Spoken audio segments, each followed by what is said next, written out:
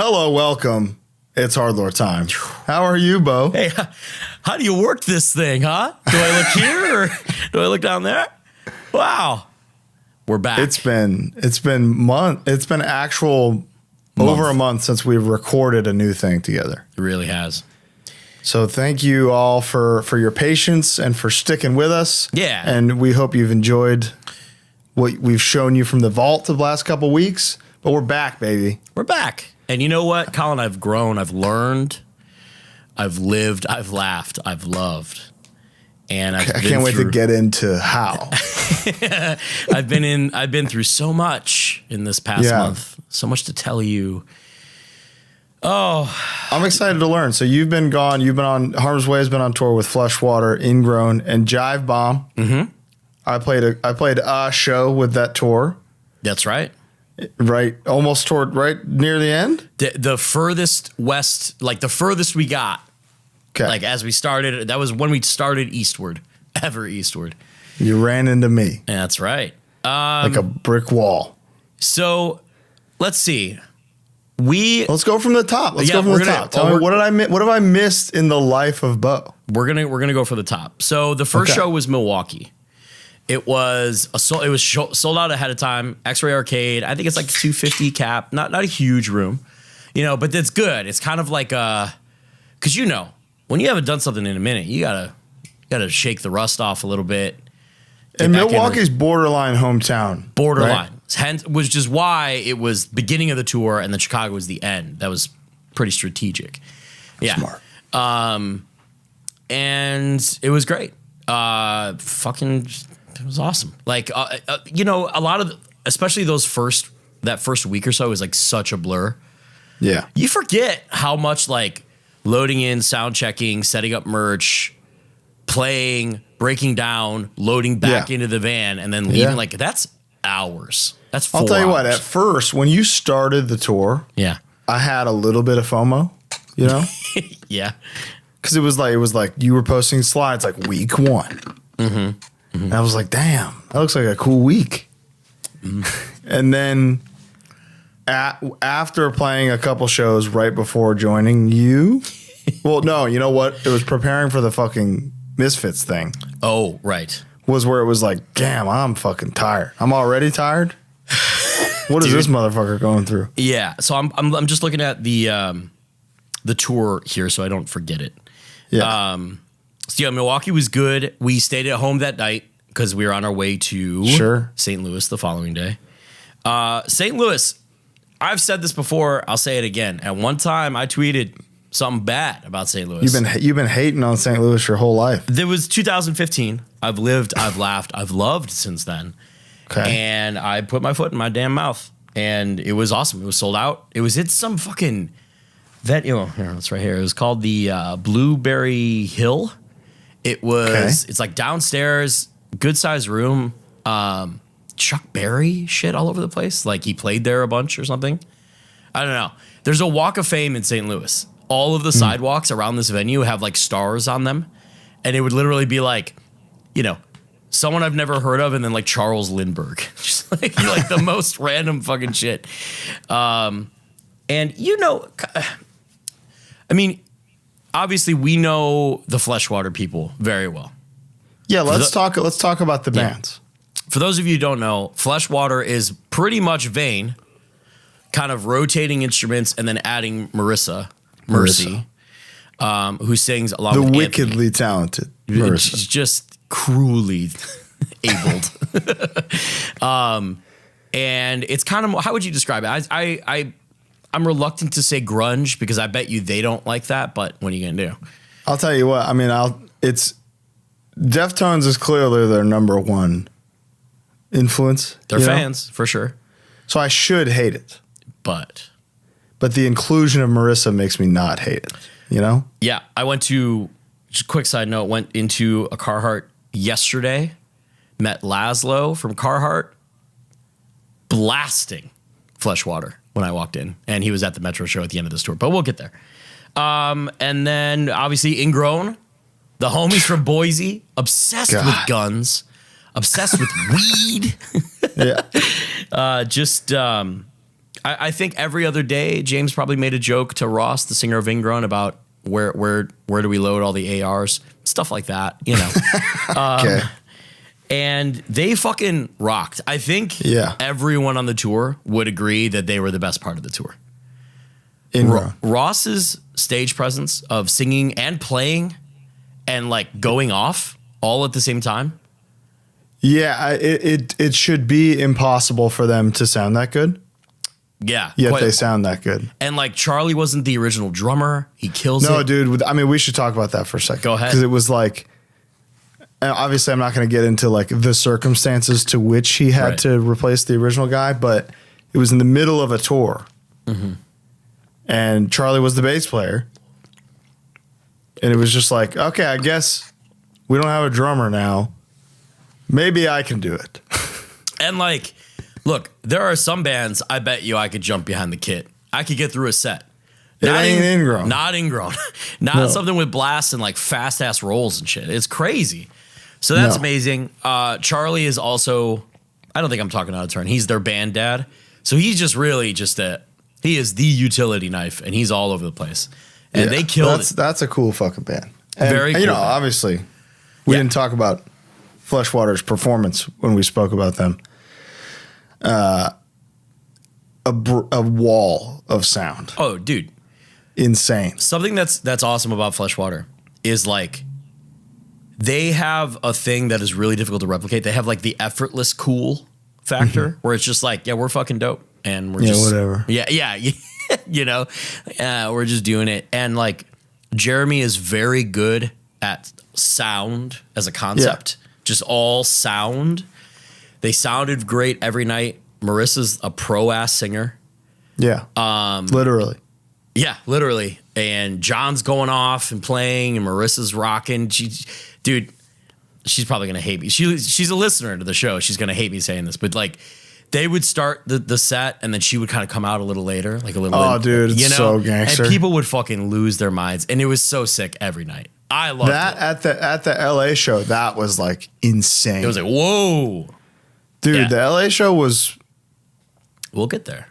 Yeah. Oh my god. And they'll talk about Jive Bomb. I played Flyover Fest with them again. Oh yeah, twice. 2 days ago. Yeah, that's right. Jive Bomb are sick. They're a bunch of fucking little rascals. That's all I can describe them as. Just they are the little rascals. Yeah. All of them. They're fuckers for sure. They're just little fuckers. I got fucker vibes. Yeah. from Jive Bomb. Like I'm not convinced that some of them aren't in fact two small children stacked up walking around playing instruments, i.e. Little Rascals. Okay. They had a great tour. They very not interestingly, but like ironically covered Little from the World most of the tour. And like, that's not a band that you would expect to cover a Cold as Life song, but it like worked and sounded great. Yeah. And all their like, you know, they're opening a tour. Sometimes that rocks and sometimes it doesn't. 104 is fucking tough, man. It's tough. The best slot, I think we all know, is 204. 204. 204 rips, and that was Ingrown spot. But Jive Bomb definitely stepped up, killed it. I think they had way more good sets than awkward opening sets, which happens. Which is a miracle. Yes, absolutely. On a tour that long. Tour very long. How much did it suck waiting to play last every single day? I mean, you just headlined 2 days of a fest non-consecutively. It's the worst fucking thing ever. Dude, Friday in Tulsa was maybe the longest single day of my entire life. Like, obviously, I'm not trying to whine about, oh, my band just headlined a tour. Like, obviously, that's sick. That's a great problem to have, but it's something you don't think about while you're grinding up to that level for so long. You're just sitting and waiting and thinking like, oh, maybe the weather's bad. Oh, it's a Tuesday. Oh, maybe people are going to leave after whoever, you know, like you never know. So it's intense. It's a lot of, but I pretty much like, you know, how do I diplomatically talk about this? Fleshwater and us have very different demographic of fan bases. And you don't have to be diplomatic. But, you know, I think it's obvious that, like, you bring out a direct support band to bring a different audience to the headliner. That's the whole point. That's the point. There's no diplomacy Well, but what I'm saying here. is, they have a young audience, and it's amazing. Yes. And there's the risk of that audience not staying. A walkout is very possible and scary. It's borderline guaranteed. But it is. I mean, look, people leave before Hatebreed. People leave before. That's what I'm saying. You know what I mean? No matter who it is, it's guaranteed. It doesn't matter. Unless you're Slipknot, it's happening. So I was worried about like a 40 to 20% walkout. At most, it was maybe 10. And like some nights we were playing after like 10 o'clock. It's not crazy. So that was very relieving. And I got over that within the first few shows. Yeah. So that was like a big like mental hurdle for me personally. Is because like it doesn't matter how many tickets sold if there's nobody in the room. Like it sucks. Yeah, it sucks. You know. But that's the one con. Yeah. Which the pro of that is any single one of them that stays, you blow their minds. And let me tell you something. You got them forever. I tweeted about this very early on. The younger people, whether they were coming for Fleshwater or not, maybe they just were coming. There are people who got into it over maybe the pandemic, recently, whatever the fuck. It doesn't matter. Yeah. They showed up early. They were up front the entire time. They would buy merch and put it on immediately, and then they would stay for us every night. Yeah. They would catch stage divers, the whole works. They were perfect. So that was really cool. And I don't know. It was very like refreshing. It was very nice. Dude, this is the genre for the youth. I mean, and that's been missing. Quite literally. Like no matter what, we need new people. We need young people. They need to be there, and they were fucking there. And let me tell you, after St. Louis, we went to Louisville. We played Portal, which is where Dead Body played after LDB. Oh, yeah. So we played that venue. That was when Ingrown's van died. Oh, yeah. Their van died 2 days into a 30-day Did they ever put up that shirt? I don't know. Did you see it? I don't know. Did you see it? I don't think so. Oh, man. It's a good shirt. Yeah. There might be an Ingrown benefit shirt at some point for their van dying. And let me tell you, if you listen to this show in any capacity, you're going to love it. Oh, okay, cool. So they had to go from fucking, where were we? St. Louis to Louisville in like in a U-Haul in a box truck. They were going to rent from friends, from other bands, blah, blah. They ended up renting a minivan, and then the rest of the bands all had trailers. And we just split all their shit up amongst us, and it was fine. That's awesome. And what other genre is that happening? Exactly. Yeah? Any other genre, it's like, man, that sucks. You can be there tomorrow. That sucks, man. I'll see you guys. Yeah.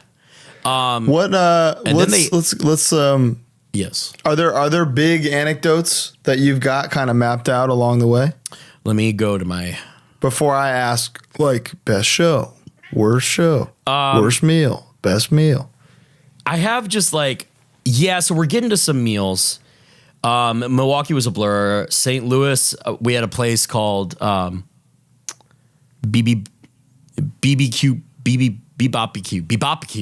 It was like Korean barbecue. Korean? Yeah, it was fucking dope. Bibimbap barbecue? Yeah, it was really good. Louisville, you remember that places there was nothing to eat. But friend of the show. There's nothing at all.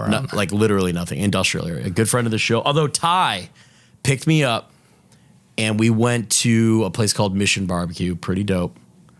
We tried to go to a Mod Pizza. Couldn't get in. All right. And then afterwards was Columbus. Now, what Harm's Way does always, no matter what, especially after having been robbed so many times, is even if it's a 4-hour drive, we will do an hour or two on our way to the next show overnight. Find a hotel off the highway. Because that way, and then like we back in the trailer, we put a trailer lock on, we do everything we can. And you want the Clown Motel, you don't want the Venetian, you know? Dude, nobody's looking for you at the Clown Motel. Exactly. And dude, one of my notes was, how does Europe exist? And that question is because like here in America, you can find a hotel fucking anywhere. Anywhere there's a hotel. And like hotels you've seen 100 times before, you know? There's a Comfort Inn or a Holiday Inn or whatever the hell everywhere. Yeah. What do they got? I don't know. Maybe there's like a tavern and a village you can stay at. You know? Yeah, but then, there's a werewolf around. Then the Red Riders come and, It's no good. Yeah, a hooded rider comes and takes your shit. I'm trying to think of like specific anecdotes. One thing that I have here is, this is a note verbatim. James will drive in silence, but let a can rattle for 20 minutes. He doesn't. His mind is at war. What are you going to do? He doesn't put on music. He doesn't put on a podcast. It's just silence. And there will be an empty Diet Coke can next to him in the console, just for 20 minutes. And I have to just like crush it and put it down. But that's what he's singing about, Yeah. That's the vermin. That's the sickening thoughts. The murder on his mind. Yeah. It's the Coke can.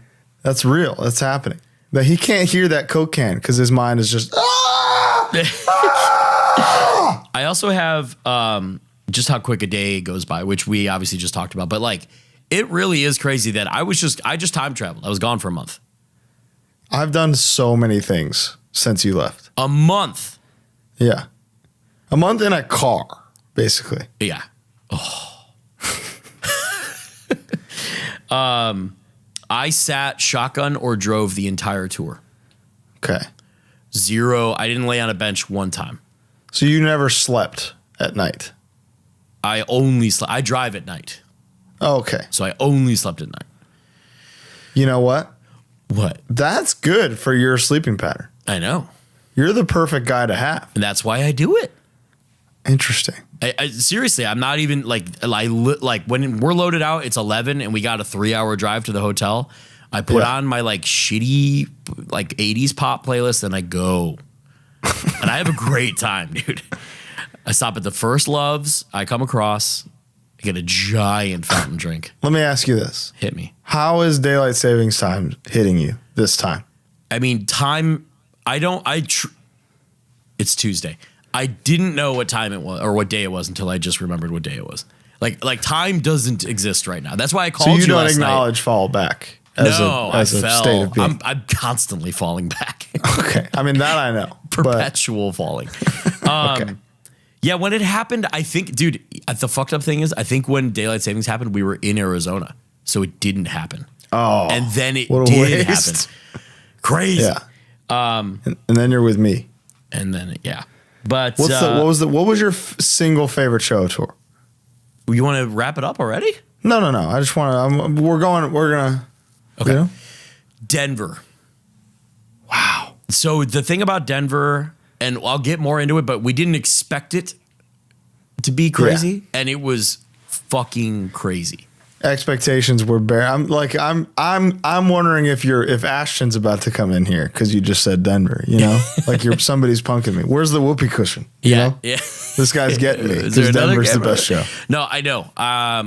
And not to like shit on Denver or anything, but I just like after you play LA and Berkeley and like Brooklyn and all these other places that are pretty fucking good, you're not expecting middle of the country places to be that hot. And boy, oh boy. I've had far more bad shows in Denver than I've had good ones. Mm-hmm. The good ones were great. Don't get me wrong, but that's I go into Denver like, let's see how this is going to go. Yeah, it's never the same twice. Yes, that was the vibe, especially as a headliner. After Louisville was Columbus, where you and I did the whatnot. So I kind of got a little catch up there. That's when I really lost my voice. That was like, she gone. Yeah, and it's still not really back, right? It's not really back, no. I got sick probably the second day, and everyone on the tour ended up getting sick. I think I was patient 0. And it just went... Per usual, yeah. It was throat and nose, no fever, nothing else. Okay. But it was just like... You know how we talk about this all the time. Talking over the house music. Yeah. That's what kills you. It kills you. And it's got nothing to do with singing. And boy, oh boy. I've had that same thing going on. But the thing that happened is the range of my voice that I lost is my is my yelling voice. So it did. It was one step forward, two steps back every day. I would you get better. Yeah. Luckily, we opened with Silent Wolf most of the time, and that has like the most intense singing part for me. So by the end of the second chorus, it shot, and I was gone.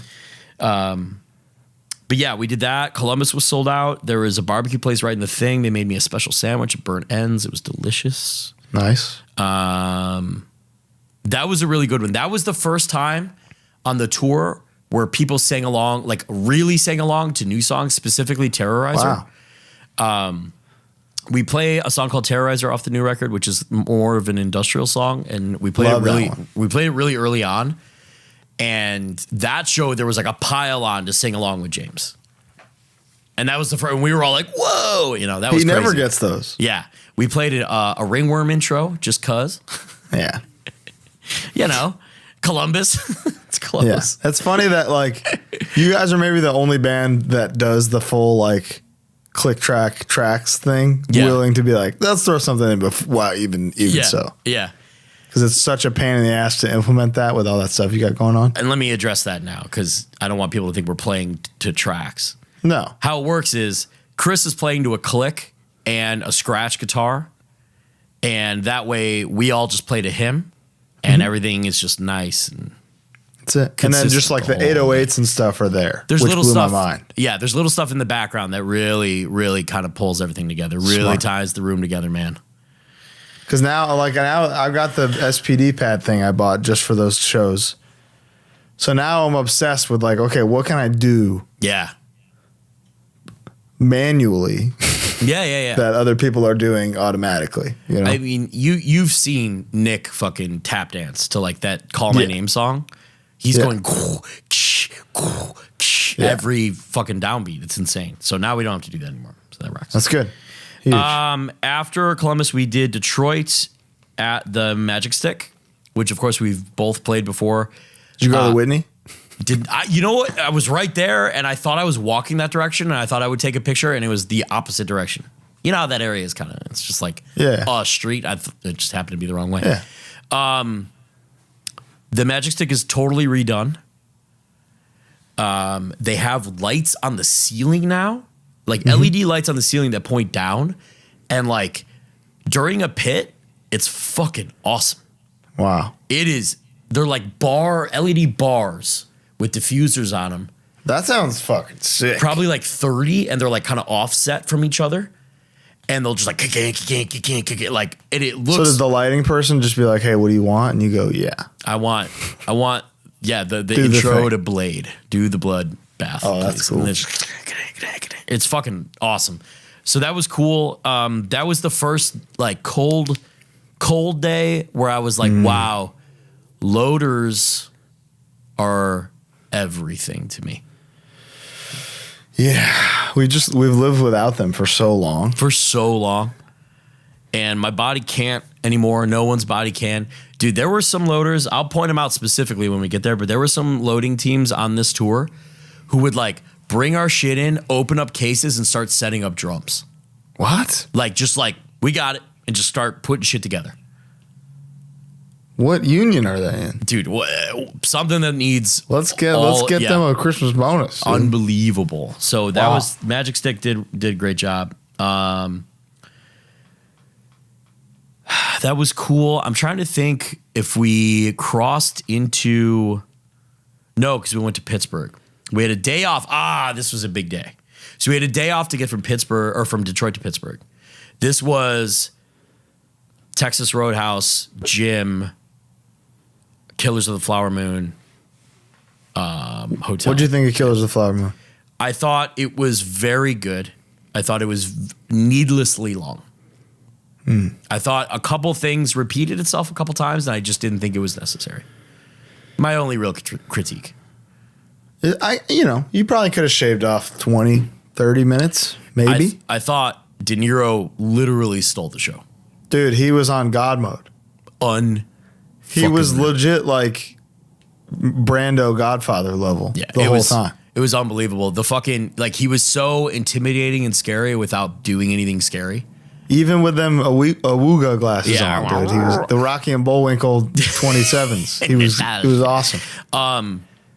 I loved, no spoilers, don't worry, but I loved the front's here, not here, like that part. Like we were alone in our theater, which is hilarious because Jive Bomb went to the same theater we didn't even know, and they were alone in their theater too. Same movie? Same movie. We just happened to go at different times. How does that happen? It was early on in the tour. We just didn't coordinate. Okay. And they went to an earlier. I just mean like how is there two at the same time at the same theater? They went to an earlier showing and we went to the gym. And, you know, whatever. And we were completely alone in our theater, which was amazing. Yeah. Had a great time, had a great meal. I liked the movie a lot. I just was in Tulsa, you know. I was in Oklahoma. I went and lost a lot of money at the Osage Casino. So is that true? Just doing my part. You were at the Osage Casino? Giving back, yeah. Whoa. Giving back. Wow. There's still like there's a little like mini oil rig thing outside. Really? Yeah. Yeah, I'll say it wasn't the movie I expected it to be.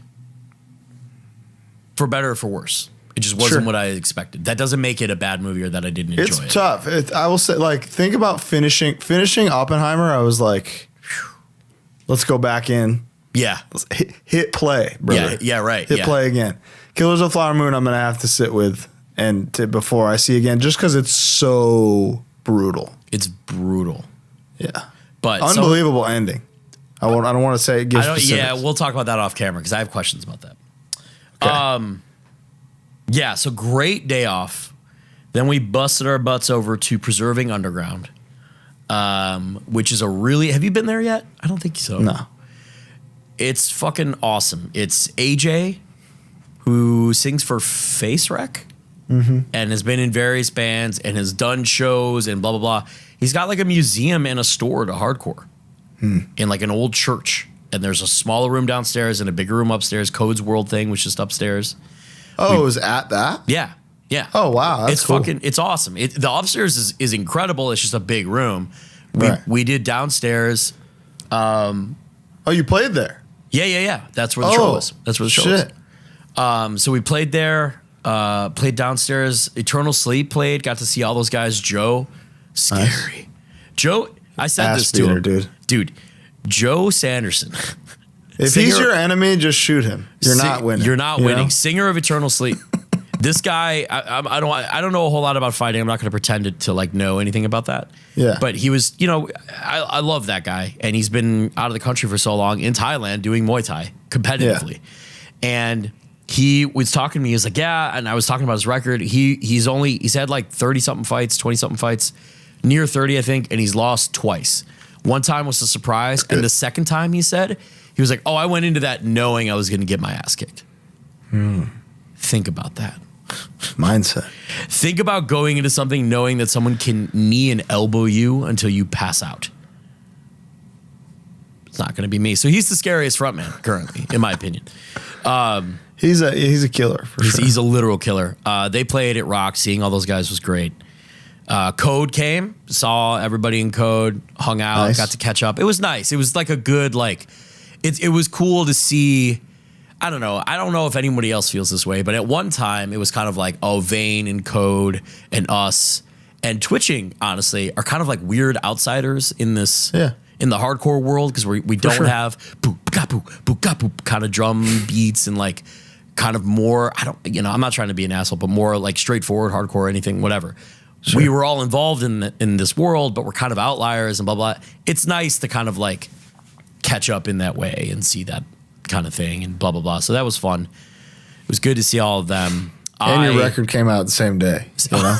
Dude, of course, ours and Code's record came out the same exact fucking day. It was cool to see them. Jamie grew another inch like he normally does. He's a big boy. I postmated an auto netty thing because I was real sick. How was that? I love that thing. I love it. It clears me out and makes me feel great. But it didn't help the voice. One time, you know them steam inhale things that some singers use? Yeah, Vincent from the Acacia Street swears by. He's got one? Yep. So one time on the life and death thing that we did with No Warning, I was starting to lose my voice a little bit. And Ben Cook was like, why don't you use my steam thing? Yep. Which is like insane to do. Yeah, don't ever share anything that goes into your body. I was sick for a year. It was crazy. So don't use anybody's Steam thing. Ben, thank you for letting me use your Steam thing. Don't use anybody's neti pot or anything like that. Don't do that. That's for one person. Lord knows. And I've been sick for so long right now. Well, it's crazy. What is going on? I don't know. There's something out there that's like way worse than long. COVID. It's the longest COVID.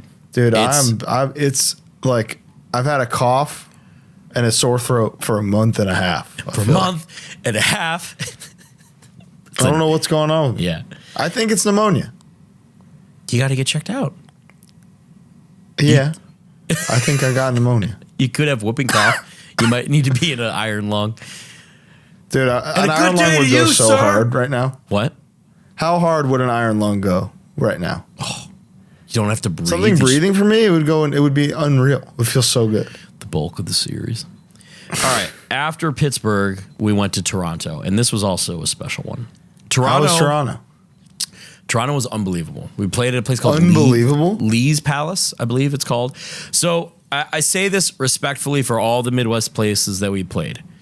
Yeah. Toronto was the first like A market on the tour, which I don't think is disrespectful. You can't argue that. That's reality. It's Toronto, the New York of Canada. Exactly. Toronto was packed. Big ass stage, tall as fuck. So that's always a little distracting. Like 5 feet high. But how did it sound? Sounded okay. I will say, so this was our first tour where we had a sound guy on the tour. Us and Fleshwater shared a gent from the Bay named Parker. Sure. And he did sound for both of us. Having somebody who knows your set, knows your sound, knows the setup is fucking unbelievable. Somebody to make sure that the samples are loud and obviously to do your live mix is amazing. But that doesn't always mean that he's doing like stage sound or the monitor mix. There would be in-house guys. So sometimes there's discrepancies, scenes get saved and lost, and like however we would sound check every fucking night, and sometimes I would say most of the time it was not the same when we got back on stage. And I remember that being the case, but you know how it is, Colin. Sometimes a show is so dope that you don't give a fuck. Oh yeah. I don't care how it sounds. We're having a blast. Yeah. So that was great. It was packed out. We illegally parked in an alley all fucking night. Because at a certain point, it's kind of like, what, they're going to tow a 15-passenger and a trailer out of this alley? I don't think so. Good luck. Good luck. Yeah. So well, that's good, man. I got to play Toronto. Dude, Toronto, let me fucking put Toronto over for a minute. Toronto was the first city ever in the history of Harm's Way to sell out in advance for us. Period. So it's period ever, including Chicago. Day of had happened, but in advance, Toronto was like way out. It was on the Post-Human tour, and that and to this day, I know I can check our Spotify top cities. I know Toronto's up there, top in five. The top five. It's always like Chicago, LA, Toronto, every single fucking time. Let me look at mine real quick. And then like Sydney, it's hilarious. Dude, Sydney. There's some fucking rockers in Sydney, dude. That's crazy. Yeah, let me see here. Let's see. How do you check this shit? Okay. You go to LA, Chicago, Philly. Dude, Philly. Mine is Chicago, LA, Philly. That's hilarious. And then Sydney. Dude, Gontate is LA, Chicago, Philly, San Antonio, Sydney. Beautiful bastards. TT is Wolf Note LA, is Chicago, Philly, San Antonio, New York. Nice. That's good. We lost Sydney. Sydney. It goes New York, Brooklyn, Sydney. Noted. Yeah, and remembered. So then, after Toronto, dude, also, we like looked out and got like a crazy... So we stayed in hotels. The way we were doing it now is we got 3 snorers in the band and 2 non-snorers. Right. I'm a snorer. Yeah. I brought my CPAP on this tour, so now I'm actually in purgatory because I don't snore. How'd that go? Apparently, it helped me not snore. I didn't feel like I slept better. The last day of tour, I fucking in Elko, Utah, or wherever it is, I left a fucking part of it in a hotel, and now the CPAP is useless. So that's great. Oh, perfect. And I called, and the fucking guy was like, "I didn't find it, dude." So whatever, I gotta. He's using it, dude. He's at home sleeping good. So I'm kind of in purgatory, but in Toronto, we stayed out near the airport and got like a deluxe suite because it was really cheap and had 2 bathrooms in one room. I took a bath. I love a bath. Good for you, man. Thank you. The next day, we went to good. Well, first we got tattooed. Me, Nick, and Casey we got tatted. Went to a place called Pearl Harbor in Toronto. Just picked that off the wall. Thought it was dope. Nice. A guy named Nate B did it. And then we went to Matty Matheson's Prime Seafood Palace. PSP, how was it? So good. Yeah. It was so special. Dying to go. We pretty much ordered the menu. The only thing we didn't get too much of was like the caviar stuff. We're not really, not like a caviar guy. It's fine, but it's pretty dope. Yeah. I guess that would have been the time, but I just wasn't, highlights for me were the Wagyu, the tomahawk, the fucking key lime pie was one of the desserts, and it knocked my damn socks off. I'll tell you what. Okay. The vibe was great. I went into the crazy bathroom with the ceiling. It was just like, it was really cool. And I'm like I'm a bit of a fanboy, so it was like fun and it was special. Going back to the van, we got parked in to a open parking lot, an open one, so no building structure, but just like a lot. And we got kind of parked in by cars and couldn't get out of this spot. And then as we were going to unload the trailer, lifted up a car. We were going to unload the trailer, move the trailer manually, and do that. And as I was kind of repositioning the trailer, I just cleared it and just made it. Just like pure luck, just made it. I felt it in my bones, You're like, oh, I can do it. I could do it. And they were like, you got it. And we just left. So that was cool.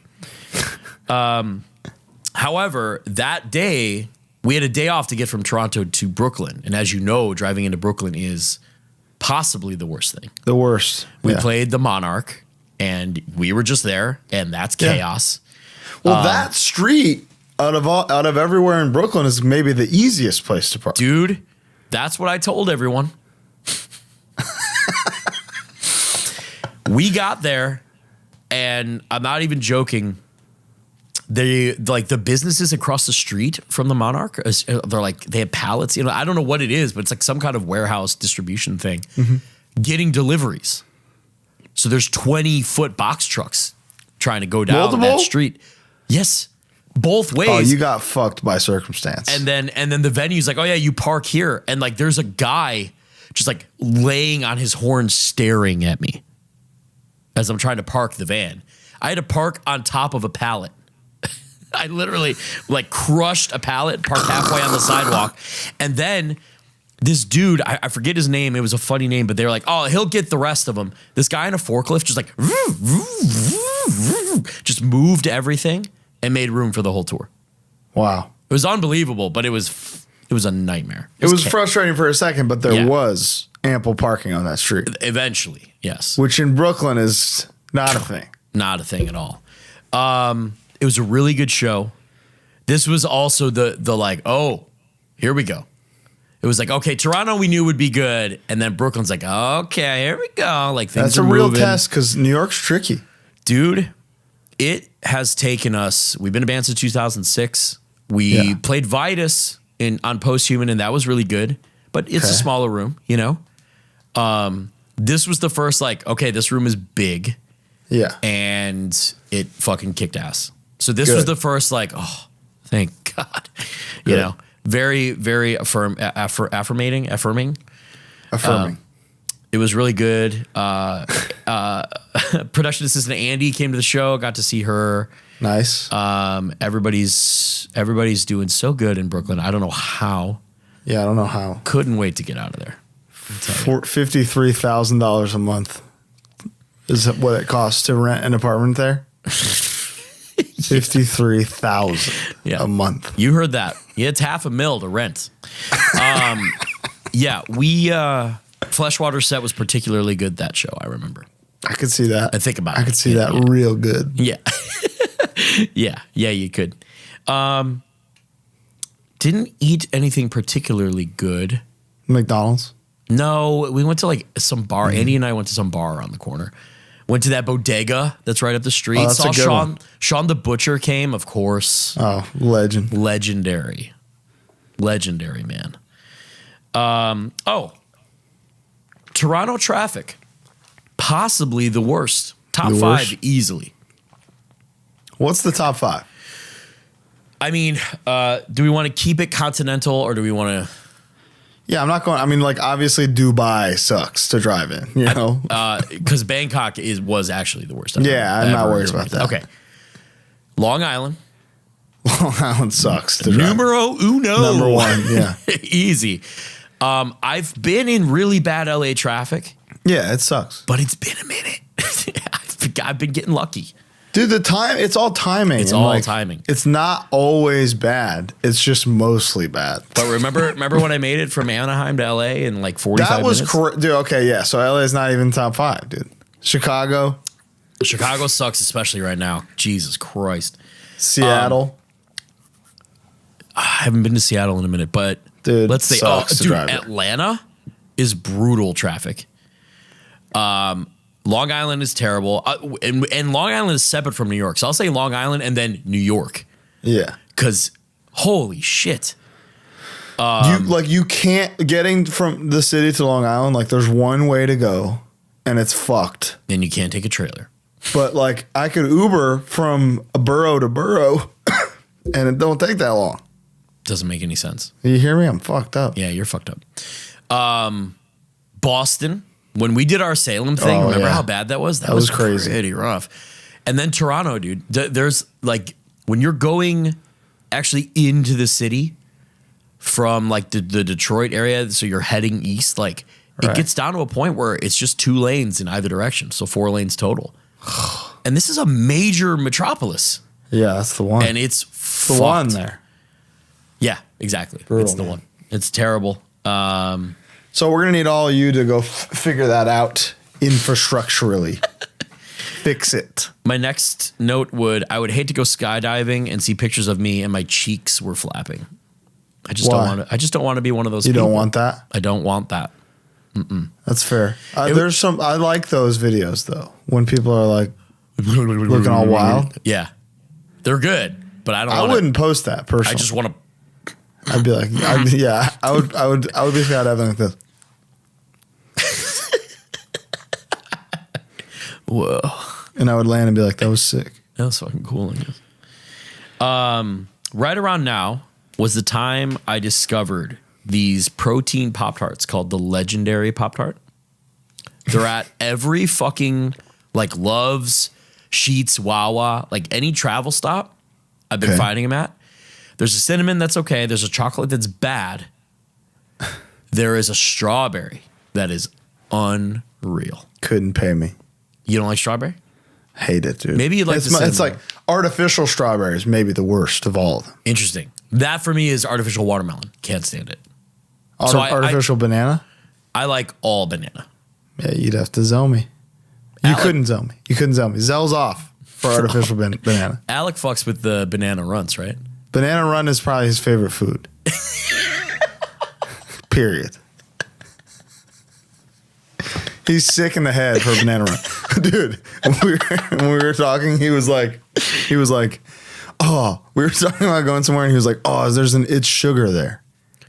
You know It's Sugar? No. Is it a candy store? You never seen It's Sugar? I don't think so. It's like a mall candy store. Oh, nice. He was like, you know what? I thought about it. That's my HardLore answer. Dude. If we're flying down the highway, he's pulling off for It's Sugar. Oh, I love that. He's sick. Does he have cavities or anything? No. Rock solid. He's just blessed. That Filipino, had that half Filipino. I got the same. I got no cavities, but I don't have a shirt. You got the same? I've never had a cavity. Yeah, but you're half Filipino, is that what you're saying? Yeah, I'm claiming it. No, I'm not. After Brooklyn, You're a really good singer. After Brooklyn, we went to Boston, where we played the Paradise Rock Club. Never played there before. It was right in like, it wasn't Harvard. It was Boston University, I think. Sam Black Church played the same night. And Colin of Arabia played the same day. They played. Yeah. How was the show? The show was fucking awesome. I mean, Fleshwater. Thank God. You know. Yeah, you're right. Hometown. It's hometown, but it rocked. There was no. Okay, something did happen that I do want to address. During Temptation, people started kneeling and sitting. And there was someone encouraging people to sit and kneel. Who? I don't know. A local. I don't know him. No sitting. Now, when the heavy part kicked in, I said, "Get up, you fucking weirdos," or something like that. Okay, good. And people then who were sitting started getting like literally spin cucked in the head. Oh, good. So like that literally happened, and that was cool. But then, hold on now. No, I know. But then I found out that they were doing a Slipknot thing. What? Like to get down until the part happens, and then you pop up and go crazy. But they didn't pop up. They didn't pop up. They got cucked. Either way, don't do that. just enjoy the song and then kill each other. Have you seen the fucking like reel from when Better Lovers was playing at Furnace Fest and two guys are like reffing the pit? No. It makes me furious. Because like it's two guys being like, "Hey, do you want to dress up like refs and make the show about us?" Dude, so that's the beef, guys. It's not. I don't like it, man. It's not like, oh, it's people having fun. Like, but no, it's great. Have fun. Don't make the thing about you, because other keep people the content out of the band, the fucking art. You know? Yeah, like people paid to just see the band. I drove a long way to just play. Don't. Yes. Like kneeling and doing whatever the Slipknot thing, whatever that was. And that's them being like, that's not them thinking like this is going to go so viral. Yes. That's them thinking like Harm's Way is going to see this and probably think it's sick. Which which we have the answer now. But no. Like finding that out is kind of like, oh, okay, that's not, all right, that's kind of fun. No, that's still like a crowd participation thing. Reffing a mosh pit is just you being like, let's go down to the gig and make it about us. Or rowing. Or have you seen the mining? The dwarf metal shit? Yes, there's mining now, dude. Who's mining? Dwarves. They're out there. Not anymore. What cities are mining? A mine. But yeah, my cousin Balan. All right. So yeah, I was afraid they were doing some kind of like shelter kind of like don't mosh thing. Possibly they were doing a Slipknot thing. Either way, it turned into chaos, and that was cool. So hey, love chaos. Yeah, that's great. Big fan. See, after Boston, we played the Church in Philadelphia. It was our first time. Never played there. First time. Fucking rocked. Wow. Let me tell you something. I think on this whole list, it's like Preserving Underground, the Church, and just off the top of me head, the Eagle Hall in Vegas, because it's it's a VFW hall, and then Gilman. Oh, hell yeah. That's 4 DIY venues. And I would say with like historic hardcore and punk rock backgrounds, really only Gilman and the Church are like it. I can't really think of other DIY, like not owned by a bigger whatever places off the top of my head that we would play that are rocking. And this was this was a fucking hardcore show. And it felt so good. It rocked? It felt great. It rocked. What's the cap there? It's got to be between 400 and 500. Okay. It was full. It's perfect. It was perfect. It was literally perfect. Everyone came out. Joe did the show. Bob was there. It's fucking awesome. It just like it just felt good. It's one of those things too where it was just like you'd see it, like Blacklisted played the night before. Oh. So that was then. That was then. So while we were loading out, or we were loading in, Beans and Sausage were loading out, and we were like got to catch up a little bit. It was cool. Beans. We gotta talk. We gotta have Sausage on and just do a Misfits. Yeah, deep dive. He's the guy. He's a HardLorean, big time. I don't know if I've even told you this that. So Mark Nava, tattoo artist who did that painting right there. Big Misfits guy. And he knew who Dave was just from having Misfits stuff. Really? He didn't know he was in Blacklisted or like did 6 Feet Under Records or anything. Really? He was just like, dude, you know that guy? That guy's got everything. Because Dave just has like everything. Oh, dude, Dave has a world-renowned Misfits collection. We should go. I would love to view this collection. I wonder if he's got one of that in person would be crazy. I wonder if he's got one of the trick or treat bags. I think it was like 1980 at the Ritz in New York. They put out the Halloween 7-inch. He used to have it all posted. So they put out the Halloween 7-inch and it came in a Happy Halloween from the Misfits bag. Damn, that's cool. There's a Horror Business 7-inch for sale right now for $1,200. You want to go halvesies on it? We'll do part time. Yeah, I'll get. I want every other. We do every other weekend. Philly was great. I've always liked Philadelphia. I've always enjoyed. I mean, it was a top 5 while we were an active touring band. It was like, all right, at least Philly's coming up. Yeah. Always liked it. Had a great time.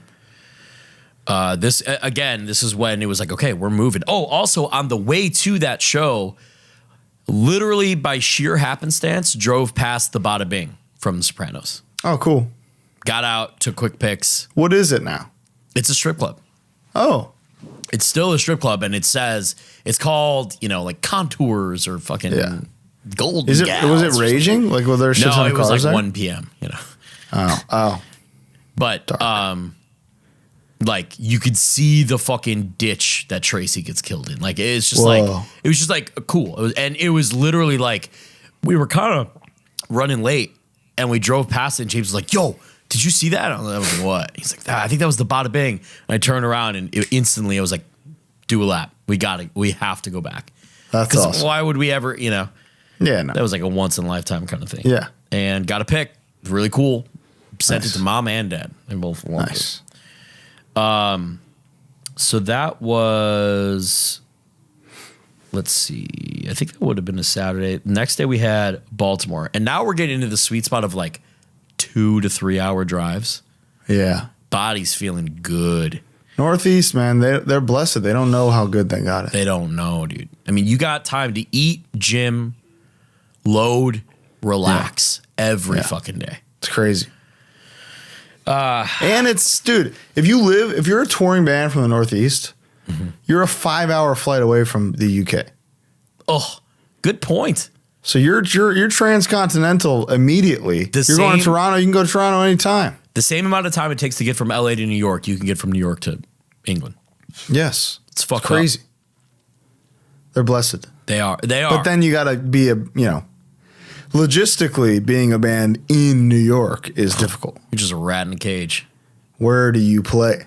Where do you put an instrument? Yeah, dude. I always wondered, like, where do you practice?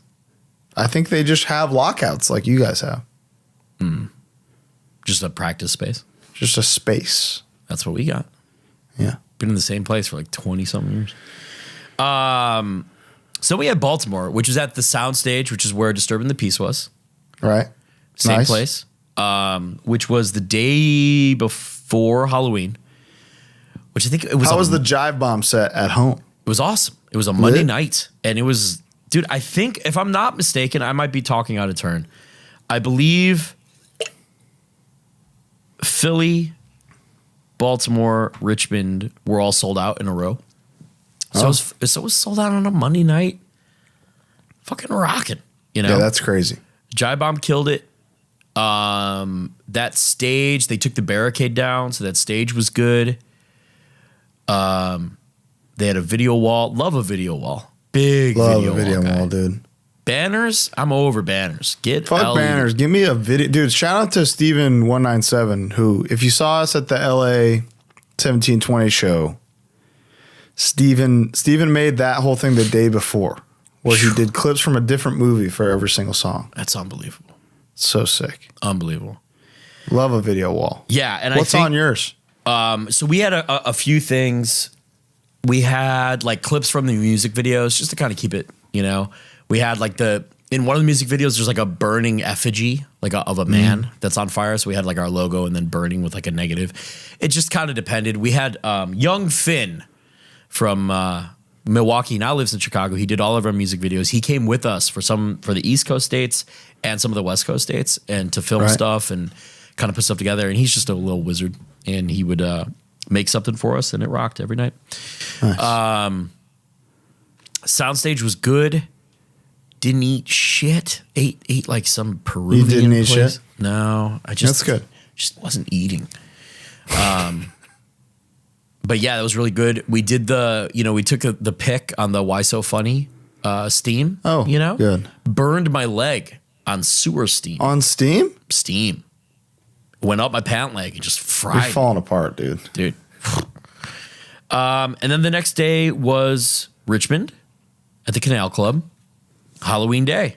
Sold out Richmond on Halloween Day. On Tuesday, yeah. And we had no idea what we were going to do for costumes. We always do this thing where it's like last minute. We're like, let's do masks, you know. Yeah. This time we decided to be like purposefully shitty vampires. Yeah. And, we worked out at Foster's new gym. How was it? It looks amazing. Unbelievable. I believe, is it West End or West Side? I think it's West End.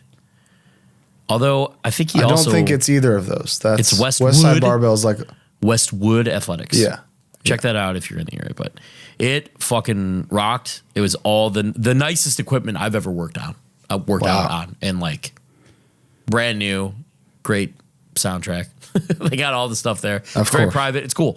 Worked out, got a meal. We went as shitty vampires, just kind of painted up, got like capes. What's funny is I went to the spirit store, found a collared cape, black and red, grabbed Classic. 5. The first one was indeed what I grabbed. The other 4 were all Little Red Riding Hood capes. So if you look at any of the pictures, James is wearing the one, and then the rest of us have hooded capes. But like it kind of worked out in like a druid way. Yeah, they were red. Wasn't it fun wearing makeup? Kind of, yeah. Dude. Wearing makeup. I had a blast. And then like rubbing it off, like seeing how it looks after is dope. Badass. But like, dude, something else that happened to the point where I got an antibiotic prescription over the tour. Sweating, I was breaking out like crazy and putting face paint on. Oh. Acne? Yeah, dude. Yeah. I haven't sweat this much in, 4 years. Every day, consistently sweating that much. Body didn't know what to do with it. I got some shit going on. We're out here, boys. It's okay. Dude, makeup, it's hard to go back. I want it all the time. Twitching could do it all the time, and Gazi kind of could too. No, I've thought about it. But like not war paint, like black metal war paint, but like actual like the camo shit that you guys did. Yeah, you could do. But you saw how difficult that was to apply. I did. It didn't stay. It didn't stay on. If it's summer, it just ain't happening. It's not happening. So let's speed this along. Let's get to the big anecdotes here because we burning. We're burning, dude. All right. Rest stops in New York, Connecticut, around that area. All-time worst, dude. Really? Worst. Roy Rogers. Roy Rogers. Oh, yeah, but that's like, I agree. I'm with you. Chester's. I don't fuck with Roy. Yeah. Well, it used to just be, there's like McDonald's, Wetzel's, 7-Eleven. And every McDonald's we went to, dude, I went to a McDonald's one night. Colin, you've heard my order. It's fucking double fillet of fish.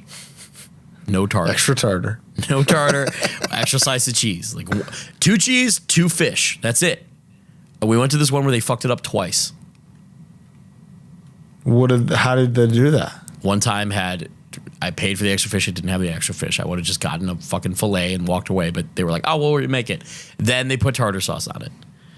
Then I finally got it right, and she gave me a card for 1 free item. Period? Yeah, it's in the dashboard on the van. Dude, a milk free that item. Literal golden ticket. You got to max out something. Yeah, you're right. Just ball out. Go hard, dude. We got pulled over at one point for having a trailer on a parkway. I think we were on our way to Philly. And the cop pulled us over and just yelled from next to us. It was just like, you can't have a trailer on the fucking parkway. And we're like, oh, sorry. It was literally like Step Brothers, like, that is not your toothbrush. That is not your toothbrush. Okay, I'm done anyway. And he literally said, I'm on call. I'm going to something else right now. So I'm not going to give you a ticket. But that's why you're the only vehicle out here with a trailer. And then drove away. And we just finished the drive. Okay. What were you supposed to do? Where were you supposed to go? Just supposed to know, I guess. It's not like maps have a button that say, I have a trailer. Take me somewhere else. And they really should, frankly. They should. Apple, if you're listening. Tim. Tim Apple, Cook, please. Yeah. If you're listening. A chick kissed me in Richmond, taking a picture. It was really weird. Nothing like this has ever happened to me. But yeah. So she was like, can I get a picture with you after the show? No, totally normal, whatever. I'm a mess. I'm covered in face paint and sweat. And we do like, she does the selfie and then grabs my face and kissed me. On the lips? Yeah. That's assault, brother. It was really weird. And like, she was with a friend and they kind of like giggled and walked away. And I like thought about it. And I was like, well, that was strange. That's sexual assault. It was very strange. Without exaggeration. I'm not even joking. You can't do that. Yeah, don't do that. If one of you did that to me, pressing charges. I mean, male, female, don't matter. Don't do that. It's funny you asked about that because the next thing is... Male would be fine. My wife would forgive me, you know? She'd be like, My next note is face paint is bullshit. So it's funny that you asked. I love it. Big fan. Hotel pillows. Bullshit. Dude, what has happened to hotel pillows? Every hotel pillow is this. It's a square. It's like a cube. They're all cubes now. But they lie. Because you look at it and you go, this thing is stuffed. Yeah. And then you put your head on it and it goes... Pfft. Straight through. They're garbage, dude. The hotel pillow... Something is amiss. It's fallen. Something's afoot. We gotta fix it. We gotta fix it. It's insane. I've become a real diva too with pillows. So I have to have two pillows because I sleep with my arm under one. Yeah. And then I don't like my other arm to touch a headboard, so I need two. Right. And then I put one in between my legs. So I need three pillows and I have my seat. A leg pillow. Dude, it's crucial. My hips are screaming the next day if I don't. Yeah. Do you not tour with a pillow? I don't, because they always just get disgusting and it's like not even. They do, but that's just part of the game. You just toss it. Yeah. You can get a $15, $20 one from Target that will hold up for 1 month. Exactly. It's true. I went to Kohl's and got a $4 pillow yesterday. After Richmond, went to Atlanta. That's a drive. And then we hit brutal traffic. So that was brutal. Saw Brody. Was lovely. Nice. Saw our beloved Clerp, who you know from Discord. In Atlanta? Yeah. Well, she lives outside of Atlanta. Yeah. What? Clerp? Yeah. Oh, Clerp does. Yeah. That makes more sense. Yes. Saw the Foundation lads. Shopped at Champ's store. I'm gonna rob that store just so he knows how it feels. Fucking. Is it awesome? Yeah, it was amazing. What is it called? Guilty Party. Guilty Party. In Atlanta? Yeah, all high quality denim, Red Wings, fucking Ironheart, all the stuff. Before he was champ, king of Atlanta real estate, he was champ, like boot slinger denim guy. Always. So playing have-heart sets in selvage denim guy. He's sick in the head, but he knows his shit. So if you're in Atlanta, go to Guilty Party. I'll be there. I'm gonna steal something. He's just to let him know what it feels like. Yeah, I'm gonna be there. After Atlanta, we had a day off to get to Dallas. I have no idea what we did on that day off. Surely stopped somewhere. We worked out. Stopped somewhere. Blah blah blah. But those days are just brutal days. The off day drive all day days? They're terrible. You do any gaming? Dude, I brought my Switch, didn't touch it. Dude, you had to get the new Mario. Mario, I know. I saw it at Target, and I immediately went elephant mode or whatever, and it's looking pretty good. You tried it? Yeah, I played like the demo at Target. Dude, I love elephant mode. It felt really good. Feels like a good game, you know? It rocks, Nintendo, dude. I've been having a blast. Okay. I was in the green room all day Sunday at the fest, just fucking. How long is the game? Do you know? I'm probably like 10 hours in. Oh, okay. Scratch the surface, dude. Really? It's awesome. Mario games are long. There's a lot to do. You got a favorite?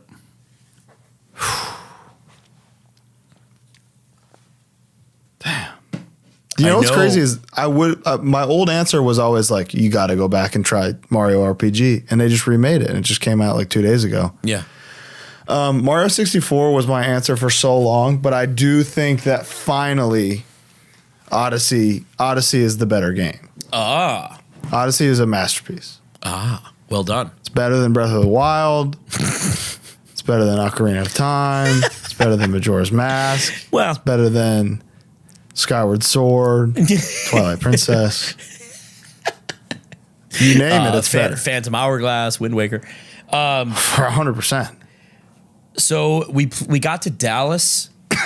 Now Texas has always been good. Yeah. And we played Dallas in a room we've never played before. It was a big old bitch. It was called Studio at the Factory. It's in Deep Ellum, which is like kind of like the area. Yeah. Right by is where it near Dada? I think pretty close to Dada, near where the door used to be, and quite literally on the same block as Riley's mural. So I got to go and see that. Yeah. Okay. So then that's right in that area. Got some great barbecue. Ripped a gig, and dude, it was there is a sushi like hand roll place on that street across from the tattoo shop. Yes, that is fucking unbelievable. Really? Yeah, I wish I told you that earlier. I'm sorry. That's okay. I'm sure I'll be there in March. Yeah, so can't wait to go there. After Dallas, we did Austin. Now, this is breaking news. Let's talk Austin because it's been a while. Austin in the past has been one of the worst for us, I can say. And we played there 2 days in a row on an Every Time I Died. It was Every Time I Died, Knocked Loose, us, Eternal Sleep. 2 days in a row, 250 cap room, not sold out. Wow. We played there with Soulfly, wasn't too great. Whatever. I mean, we've done South by, we've done stuff in Austin. Yeah. Wasn't always that crazy. San Antonio was always the one. Fucking love San Antonio. Whoa. Colin just had a crazy MacBook thing go off. What was that? That was I think that was Zoom. San Antonio was always the one. Fucking love San Antonio. Whoa. Dude, that was awesome. So San Antonio was always the one. There's no San Antonio show on this tour because we did Austin instead. Right. I think San Antonio peeps showed up. We played Mohawks, which is like a 900 cap, semi-outdoor, big old boy. Packed the fuck out. Fuck yeah. Packed the fuck out. Wow. Incredible time. So this is the best Harm's Way tour, is what you're telling me. Oh, by far, dude. By far. It was incredible. Ate at Stubbs, very good. Shortly thereafter, or the next day, we went to the Warehouse in Houston.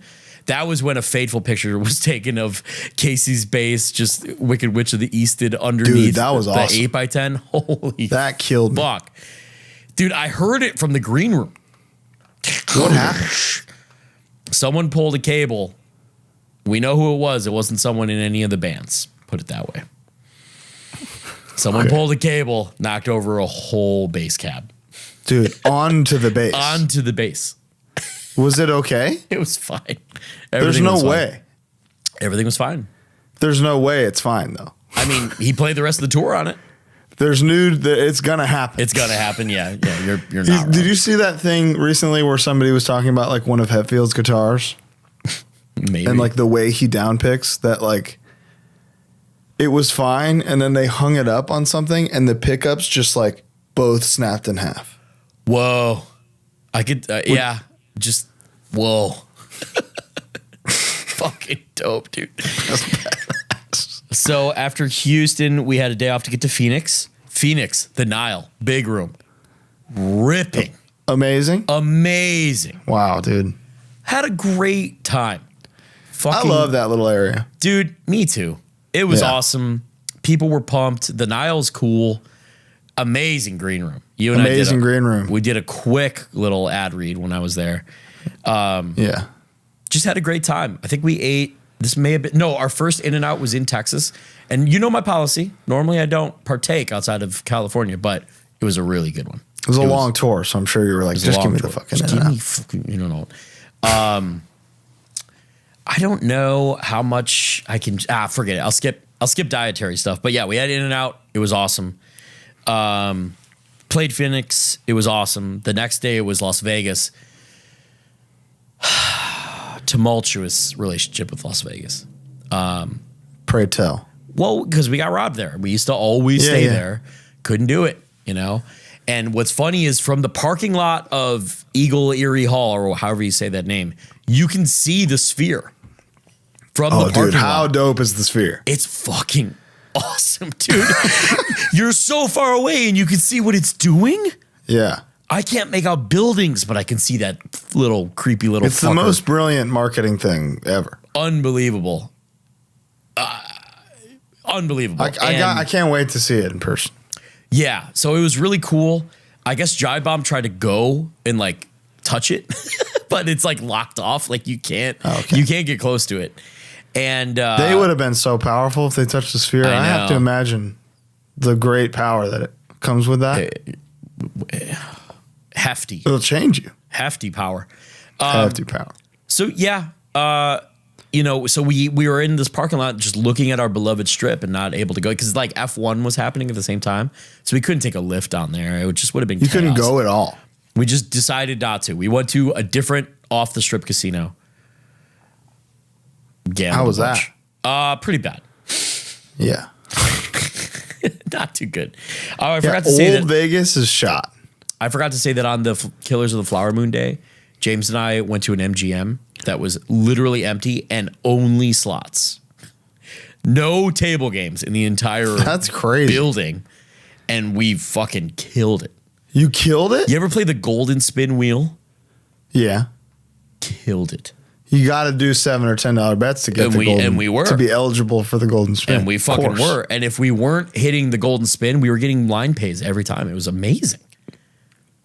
We could talk gambling right now. We could get into this if you want. Well, here's the thing. We're in Vegas. We got like 6 more shows. Okay. And that's the tour. You want to do gambling and then an ad read? Yeah. You want to pause here? We should do the ad read anyway, huh? Yeah, let's do the ad read right now. Oh my God. Bo. What time is it? Tell me about having Manscaped on this tour. Manscaped on this tour. I played in Manscaped undies every night. Every night? Those are your gig Those are undies? my gig undies. I brought 3 pair with me, and we did laundry along the way. Are you wearing them right now? Yes. I crop revived every day. At post-set revival? Yep. It's like a cold hug. Oh, that's beautiful. Hugged by an angel. I did foot duster every night.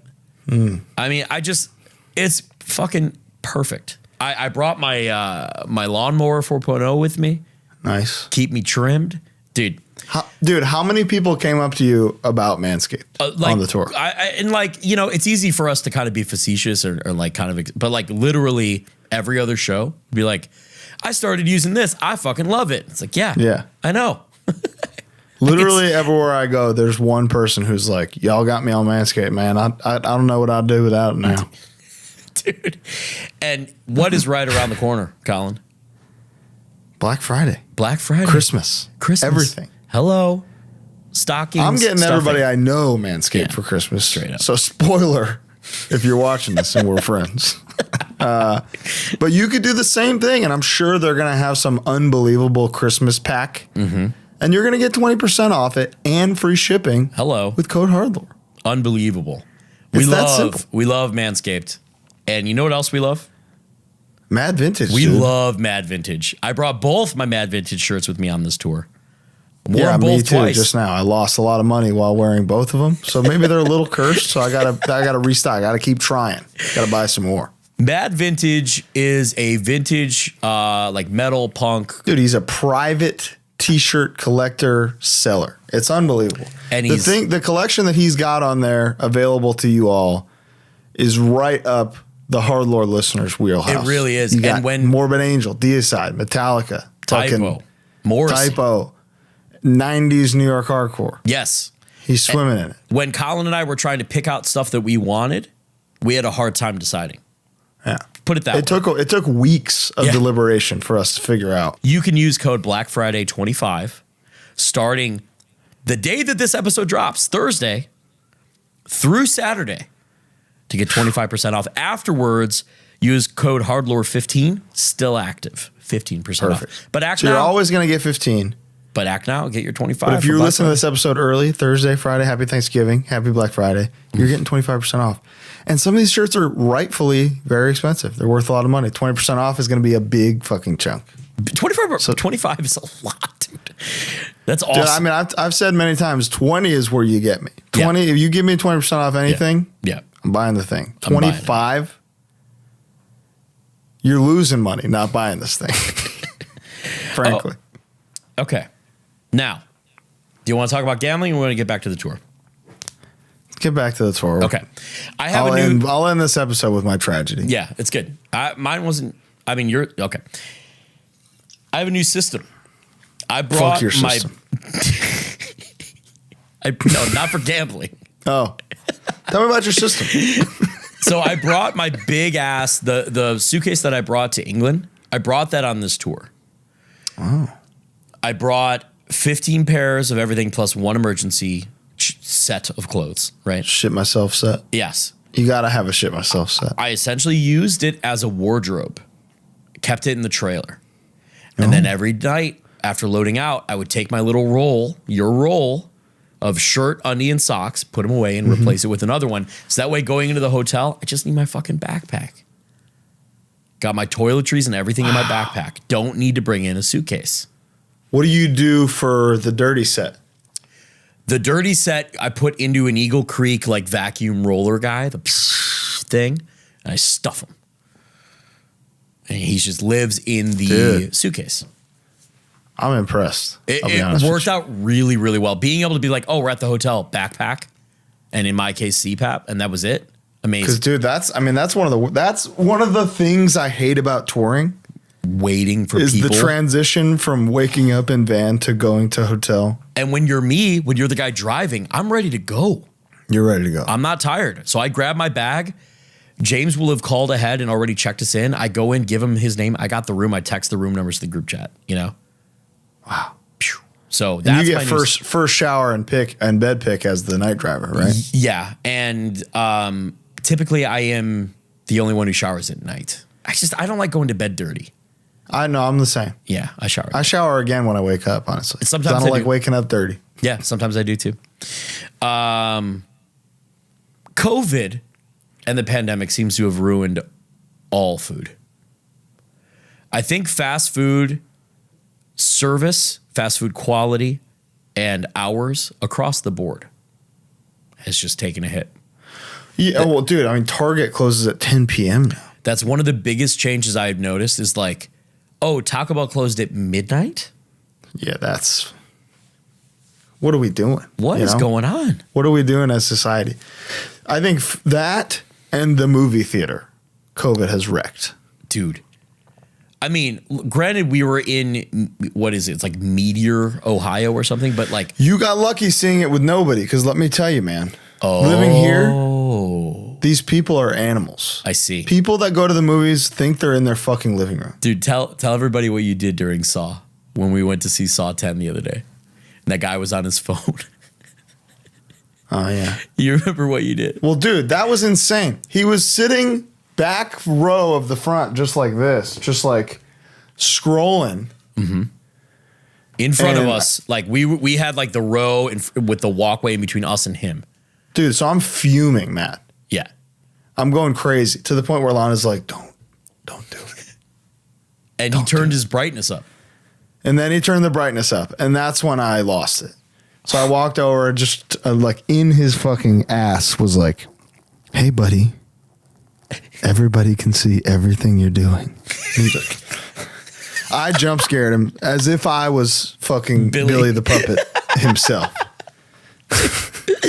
The way you handled that, and I'm not just trying to suck you off live on the air right now, but the way you handled that was so good because you didn't do like a, hey, fucker. Like you weren't trying to be intimidating. You just hit him with a, hey.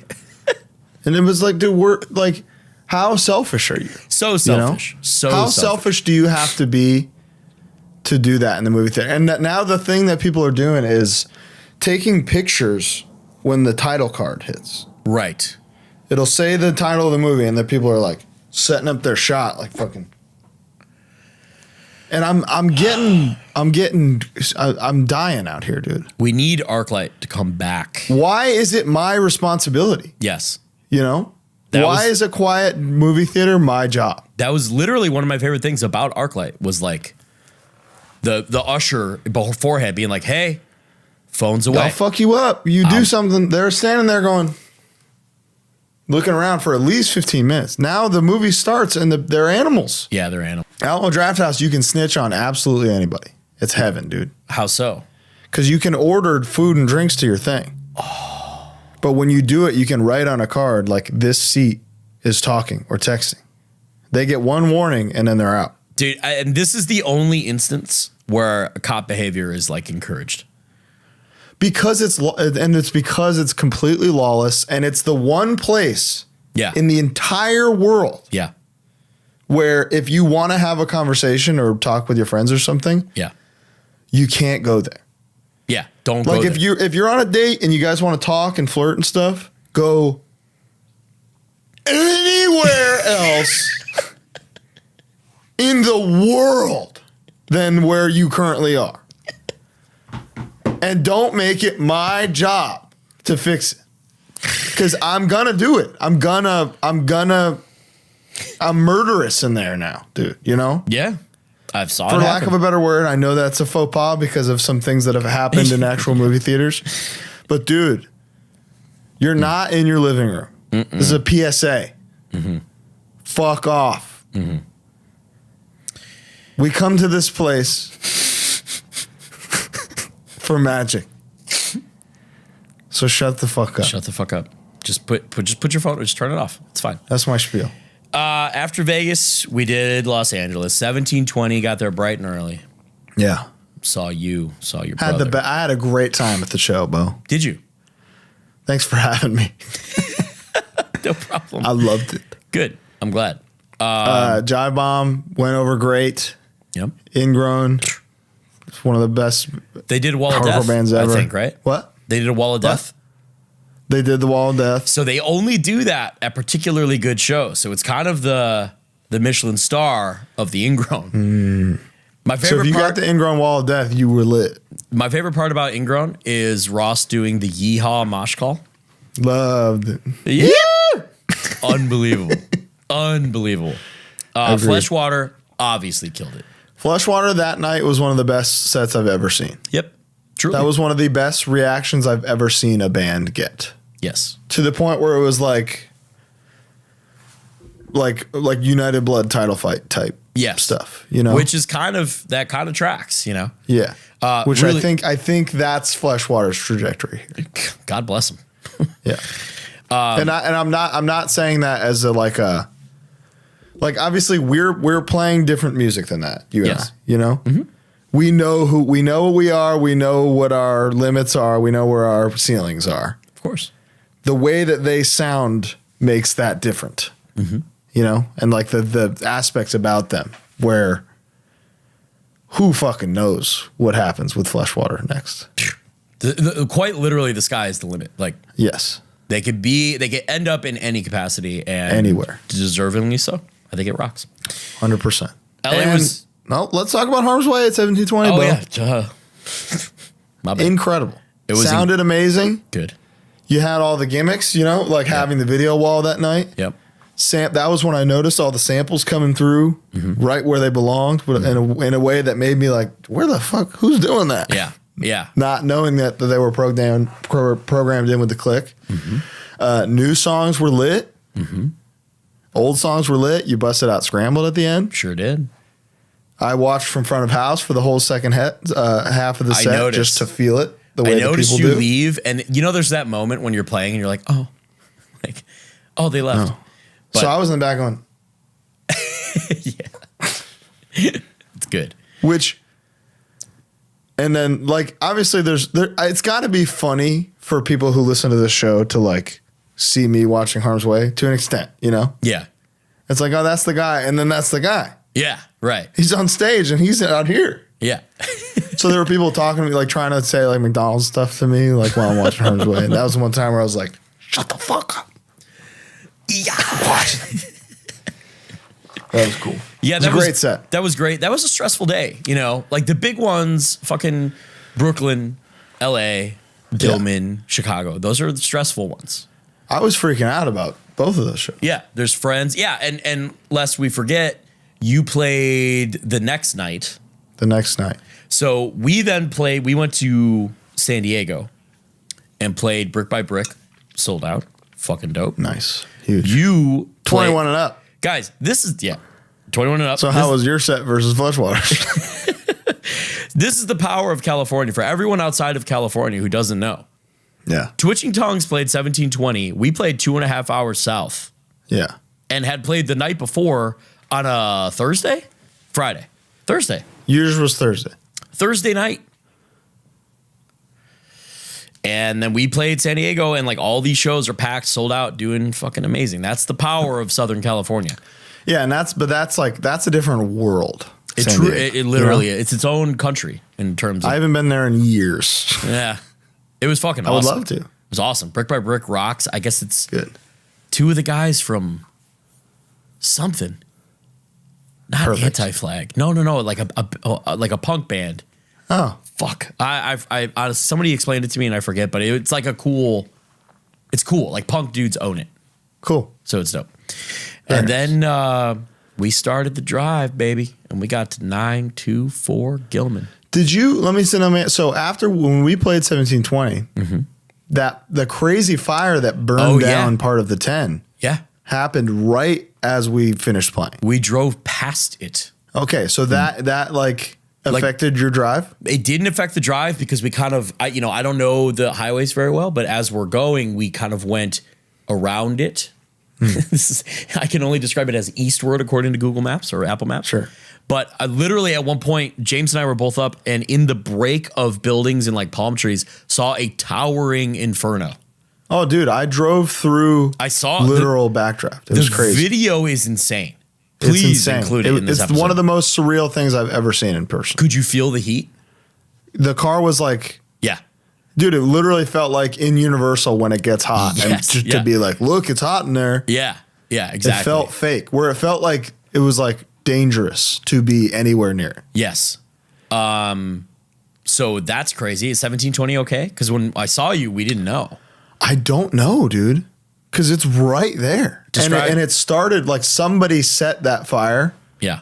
In like a little warehouse thing nearby. And it said that tons of the other warehouses and storage things caught fire, which could be 1720. Holy shit. Hopefully not. Which that would be like, that was my first time playing there, not as an opener ever.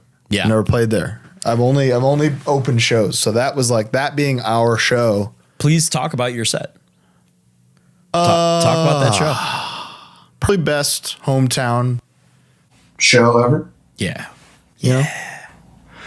There's never really been one like that in LA where it was like people there to see us. You know? It was it was always, there was one in Pomona that was very special. But that felt different. It felt kind of like a big culmination. Even more so than Sound and Fury because it was like Sound and Fury. It's going to be good no matter what. Yep. This one was like, this was ours. Fuck yeah. And so this was the test. If this sucks, if I was going into it thinking like, if this is bad, I'm willing to be done. You know? I love the fact, and I promise, even though this might sound selfish, it's very selfless that we both had. That was our best LA show, you know? Yeah. Day before. I just love, like, that's awesome. It's fucking It's cool. amazing. It's really cool. I'm pissed that I missed your Halloween thing. I'm pissed that I missed the 1720 show. I will be there at the next Halloween thing, so help me God. However, we both headed northward.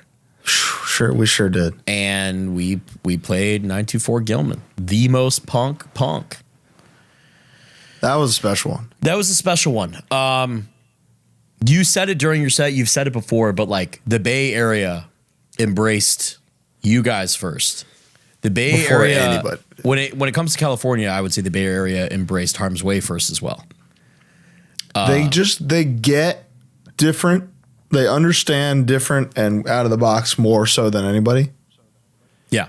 And there's like a lot of scenes have the perception of like what is cool and what isn't cool is so important to them. Of course. And I think the Bay, historically, people that go to the shows in the Bay look at music so objectively, you know? Wow. Like the subjectivity that comes from other places in the country does not affect them. Like this harmony popped so hard in the Bay, you know? It's amazing. So that where that was day one of that tour. So we were like, this is going to rock. We're set. Right. And then it was like, oh, nowhere else. Like, okay, that's. So it felt very good. Felt very good. And then you like playing it with you guys. That felt right. And Poetic. dude, Cruelty. Thank God. Their set at Gilman was like truly, I felt lucky. Yeah. I felt like I was seeing something cool and special. Anthony on front of house. Woo! Big tone. He's hired. Dude, straight up. We talked to him too. We said it. We're Good. like, hey, because he knows, you know, and He gets it. gets and him knowing, like a front of house person that knows the songs yeah. and like knows where to put the delay. Yeah. You know? Yeah. Well, Knows where to add a slap the snare, slap some verb on the snare right bomb, there. yeah. Something I should talk about is I was using the quad cortex for this whole thing, running James vocal processing through it. So if you noticed any of those nights where there's delay on James vocals or during Terrorizer, there's like a octavizer distortion thing. That's all me. I'm turning. You were it doing on that live the whole time. All if me. only I had. Yeah. Yep. Everybody in like my bands are so analog. They're using the solid state Yeah. digital stuff now. That's the first But step. adding another element, they're all like, dude, come on. I finally got Nick. By the end of this tour, Nick was like, hey, will you send that email to the neural guy? Because I'd like that. Okay. What was he using? He's using 6505. Oh, Nick is similar to Taylor. I think, honestly, your brother gets some of the best guitar tones I've ever heard, live and recorded. Nick is also very, very good at that. good. He can look at an amp and go, oh, it needs more of this, and not just like twiddling until it's right. He knows what it needs, and that's very impressive. Yeah, it is a solvable. Every single amp is a solvable puzzle. Yeah. You know? Oh, yeah. It doesn't have to feed back. Yeah. You know, if you're watching this and your amp is feeding back, there's a solution. There's a solution. If you don't want it to can fix feedback, you can stop it. Yeah. You can stop it. But that show rocked. Playing with you guys was beautiful. It was. I got the experience that I wanted from the Twitching Tongue Sound and Fury set. I got at Gilman. Because of the intimate, being able to. Just being able to enjoy myself and dive and sing along and just have fun. I did one of the worst dives of my entire life. I didn't see you do any bad dives. Dude, I thought you were killing I sent it to Alec. I don't know why I didn't send it to you, but someone's story got it. Like the moment, it was during Last Caress. I dove and like people just stopped me. So I just like froze in midair in front of Alec and Sean and then just fell on the stage. And you see, in the video, you see Alec laugh and then look at you to see if you saw it too, because it was so fucked up. Did I miss it? Yeah, you missed it. You missed it. Thank Oh, man. God. If you have that video, Yeah, if you have that, please. dude, before, so I normally have to warm up like the whole band before us, you know? Yeah. Which was us. So, which was you. I wasn't going to miss the Harm's Way set. So while you were playing, I had an AirPod in going, amazing. I wasn't missing it. That's amazing. And you sounded great. Dude, the in-ears, game changer for you. I can tell. I can fucking tell. It's night and day. I can tell. You just, how can you control your voice if you can't hear it? Of course. Of course. I don't know why I didn't do it a long time. Well, they're expensive. That's why I didn't do it a long time ago. But yeah, it 100% changed the way that I can perform. But also, and it's shocking that I could still sing that day because that was my first time doing back-to-back shows since summer 2018. Amazing. Wow. Yeah. So that's pretty cool. So that was good. We said goodbye. We head eastward. We played Sacramento at Gold Post. How was that? Goldfield Trading Post. Because Berkeley and Sacramento, you would think would be oxymoronic to do, but I guess not. It was fucking awesome. It was awesome? It was awesome. It felt great. People came out. We ate at a Mexican spot next door that was fucking dope. They did not have churro cheesecake, which is a bummer, but they advertised it, but they didn't have it. It was really good. Video wall, stage sound was dope. It was like a wide, like a wide room as opposed to like a long room. Like the hi-hat? Almost identical to the hi-hat. Okay. Almost identical. But it felt good. It's just like a pro venue, so there's I think there was a barricade, so that was a little weird. But yeah, it was good. It felt great. And it was a good way to close out California, Yeah. And then I believe we had a day off. Yep. To get to Salt Lake. Salt Lake was at, the Beehive. Okay. And again, it was another day off. I played there before. It was dog shit. Yeah. So it was another day off where, shit just, you just drive all day and you drive into the sun. Oh, no, wait. What am I talking about? After Sacramento, the whole tour stayed at the Golden Nugget in Reno. Oh. Us and Fleshwater parked our trailers literally ass to ass and made it and put the locks on. So, praying that no one robs us again. That's a great day. Dude, Colin, you're going to love this. We get to the front desk and I say, hey, it's 2:00 in the morning. We say, hey, we're checking in, blah, blah. And she says, oh, our systems are down. I can't check you in for an hour, but you can bring all of your bags to that bag check and the casino's open. And we said, no problem. No problem, Miss Lady. Everyone checks their bag. Everyone hits the casino. I won a quick $200 on Huff and Puff. Swiftly lost it. I don't want to hear about Huff and Puff. Yeah, okay. We'll get there. But that was one of those things where the whole tour, every band. Yeah, that's amazing. And rooms, now here's the thing. Something that's changed about Golden Nugget. Rooms were $18 for the cheap rooms. The more expensive ones were $30.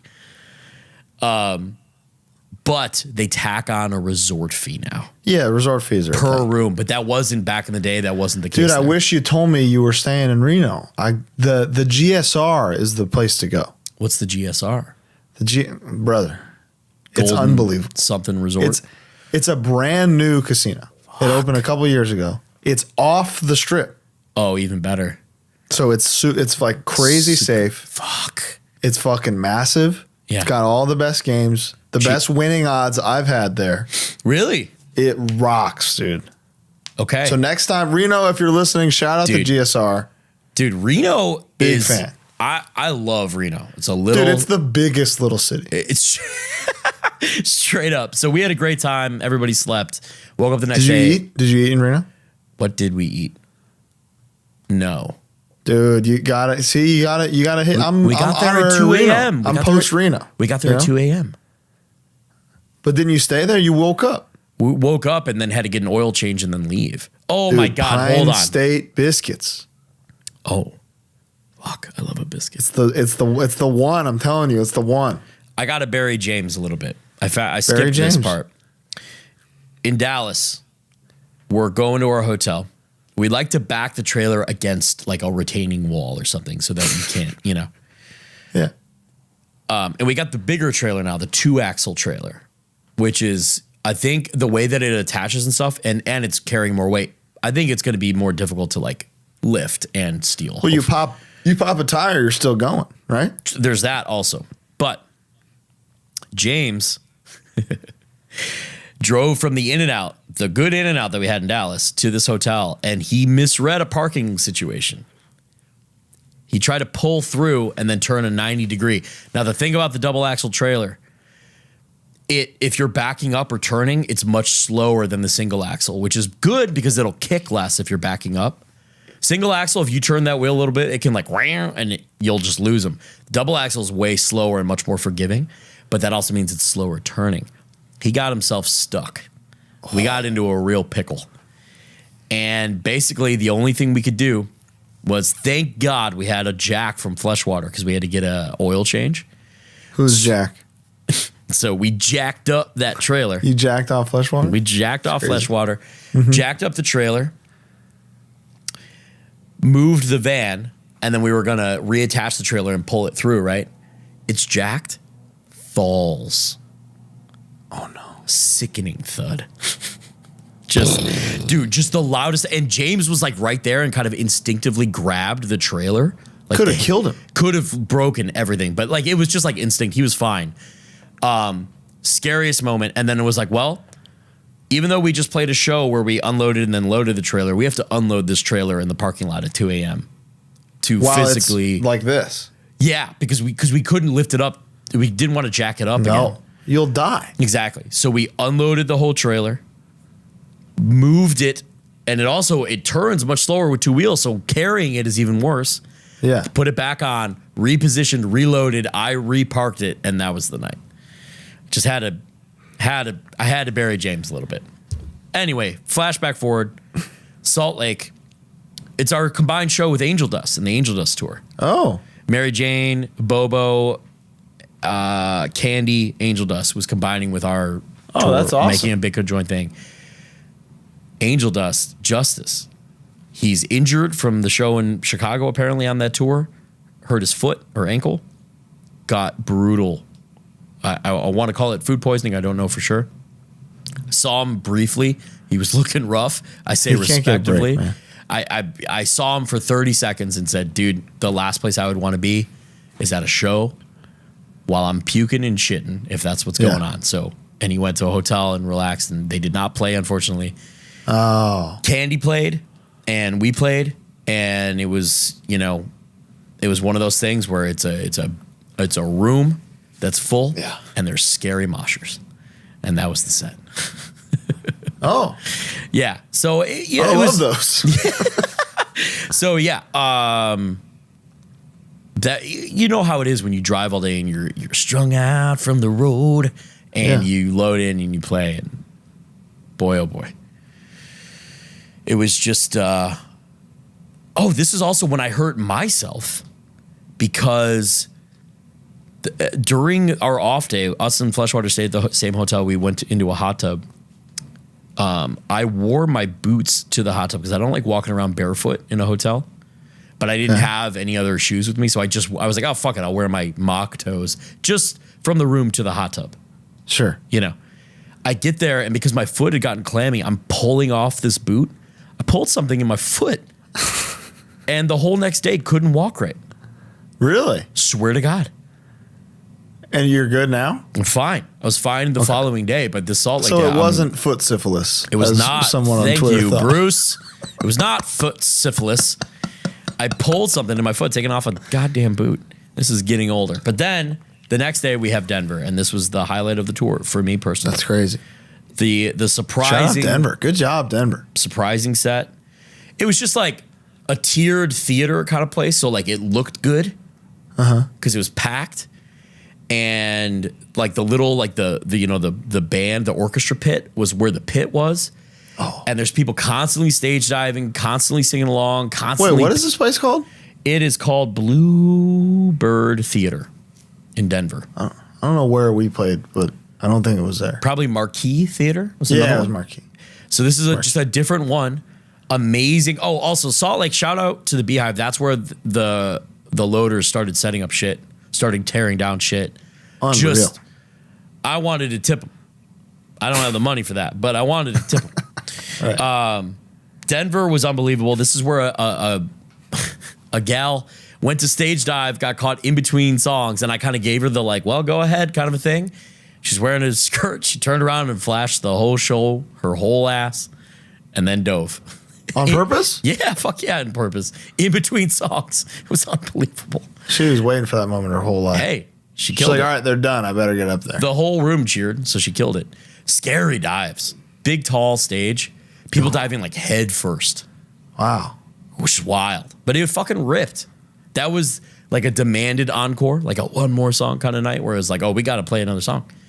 Fucking ripped. It ripped. Good for you. That's awesome, man. It was a lot of fun. I love to hear that. And we then, would love to hear that. When we love to hear that. The following day, when we love to the following day. We would love to see that, Jackie. We would love to see that. His name is Lee. God damn it. Then the following day was mine and John from Fleshwater's birthday. Happy belated to Bowen Looters and John LeBoy. John LeBowen. We were in Kansas City, Missouri. Had a great show. We ordered Cheesecake Factory for the entire tour as a birthday and end of tour. Did you do the chicken gimmick for absolutely everyone? No, not for everyone, but we ordered. James was like, so we need 5 for the band. But I think only me and James got it. I think. No, James got the hot honey chicken. I don't know. I got the birthday celebration cheesecake. It rocked. That's a good one. I'm a banana guy normally, but I thought, you know what? Nick got the filet mignon. What? Yeah, Nick balled out. But yeah, the whole band ate. Jive Bomb had a couple vegans. They were happy to get the vegan Cobb salad. Bless them. Because I know that's not that exciting. But bless them. They were good sports. And it was our last night together as the tour because they didn't play the Chicago show. They played with you. Right. So that was the show. It was fucking ripped. We drove overnight, got home. I drove 5 hours overnight from Kansas City straight towards James' house. And then we got a lift from James' house into the city. Here I am. Had a day off on that Friday. That's why we did it. Got to a little recharge, recalibrate. Smart. Saturday was the biggest hometown headliner Harmsway's ever done at our beloved Metro Cabaret in Chicago. I was there. Loved it. That's right. Tell me about your experience seeing the show. I was there, dude. It was awesome. Didn't see any of the other bands, but the Harmsway set. Tay Sue, friend of the show, just sent me a picture of you playing. Yeah. And I was like, oh, shit, fuck yeah. Because I was already like, damn, wish I was there. Totally. You know? Yeah, totally. For this is the big one. It's the big one. And she immediately FaceTimes me. I watched the entire thing. That was a very pleasant. You know what's funny is when I turned around and saw you, it was like Ty, Hunter, Taylor, and then Taylor's Ty. Right. All were like pointing at the phone. And it was like a pitch black. Like all I could see is like your fucking goatee. Like, of course I see him. But it was funny and that was a lot of fun. That was really stressful. Just the whole day. Because it's like, we did the song with King Woman that went over really well. She killed it. That was awesome. It was awesome. I was there. I saw it. You saw it. Mom was there. Friends and fam were there. My barista Miles was there. You know. Wow. Everyone's there. So it was just like pretty stressful. Collectivo came out to the show? Straight up, dude. Shout out Collectivo. Call me Collectivo because I had a great time. And, you know, it was just stressful. Lots of friends, lots of things to do. Shout out to our friend Ty Wynn for helping out with merch and helping out James. He came in clutch. Weekend Nachos played. That was really special. I got to watch them for like 15 minutes before I had to start getting ready. Yeah. All Out War played. It was fucking awesome. Tell me about the barricade. The barricade. So I don't want to get into too much details, but apparently, obviously that's gotta had to have been devastating. There's an ongoing thing where the barricade simply had to happen. There was no way around it. And shout out to our friend Pete. I don't know if Pete listens, but Pete used to work at the Metro. He no longer does, but he helped us out a lot with this show. We had to get a bunch of people into this show because it's a hometown show. You got family. James' family was there. Chris's family was there. My family was there. You know, it's a whole fucking thing. Yeah. Barricade just had to happen. There was no way around it. It was unfortunate. What are you gonna do? You know, it's a real ass venue and they can't close. We can't lose the Metro. It's the one. Yeah. It's the one. It's what you got. It's what we got. So, you know, it was truly a perfect cherry on top of our best tour ever, our best hometown show ever, our best tour ever. It felt really good. The next day we did an audio tree thing again with King Woman and with another. Awesome! How was that? It's fucking amazing, dude. So, you know, I don't know a whole lot about cameras. I don't know a whole lot about that end of production. Yeah. Of lighting and riggers and fucking gaffers and all this shit. I'm not too. This was like a squad of like 10 people with the camera gimmick where it's like on the thing above him. Who is funding that? Audio Tree. How? I don't know. It was crazy. We were at. Are they Live Nation backed? I have no idea. We were at Bohemian National Cemetery near Skokie in Illinois, near Chicago. And it was this creepy ass old building. There was a hearse downstairs. It smelled like formaldehyde. There's ashes all around us. It was a Mason temple. It was a whole thing. It was wild. And it was very, very pro. And you know, it's the kind of thing where it's like you do it one take. That's the show. You do one take. So if you fuck up, you start over. You did do one take. Oh, yeah. I think some bands have done multiple. I mean, it took us a few tries each song, but yeah, we did it. Yeah, one whole take. And King Woman, Chris, she did a great job. She's a trooper. She fucking rocks. She's a gangster. And then we drove from Skokie, got Dave's Hot Chicken, delicious. Drove straight to our practice space. So Dave's is in Chicago now. Yeah, there's one near me actually, not too far. And drove to the practice space and loaded out. And that was that. 3 flights of fucking stairs. It's the worst part of any tour. What do you guys have another tour booked right now that you haven't announced? Yeah. Okay. But we got time.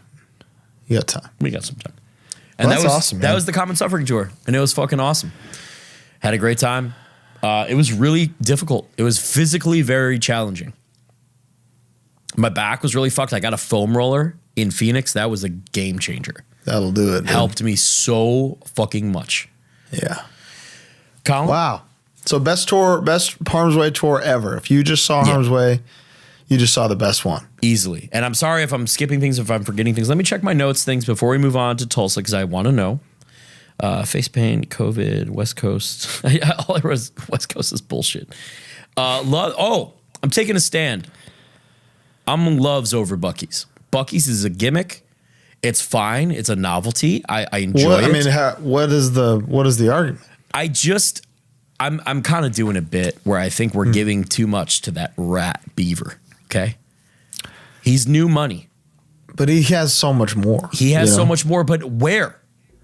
Loves is always there for you. Loves is family. Loves is literally family. I'm full on team Loves, dude. I was walking out of a Buc-ee's and I don't know if you've been recently, but there's signs that say like, hey, work here and you can make this much for this position, this much for a line cook, this much for a manager, whatever. Some of them are like one of them is like $30 an hour for a line cook in Texas.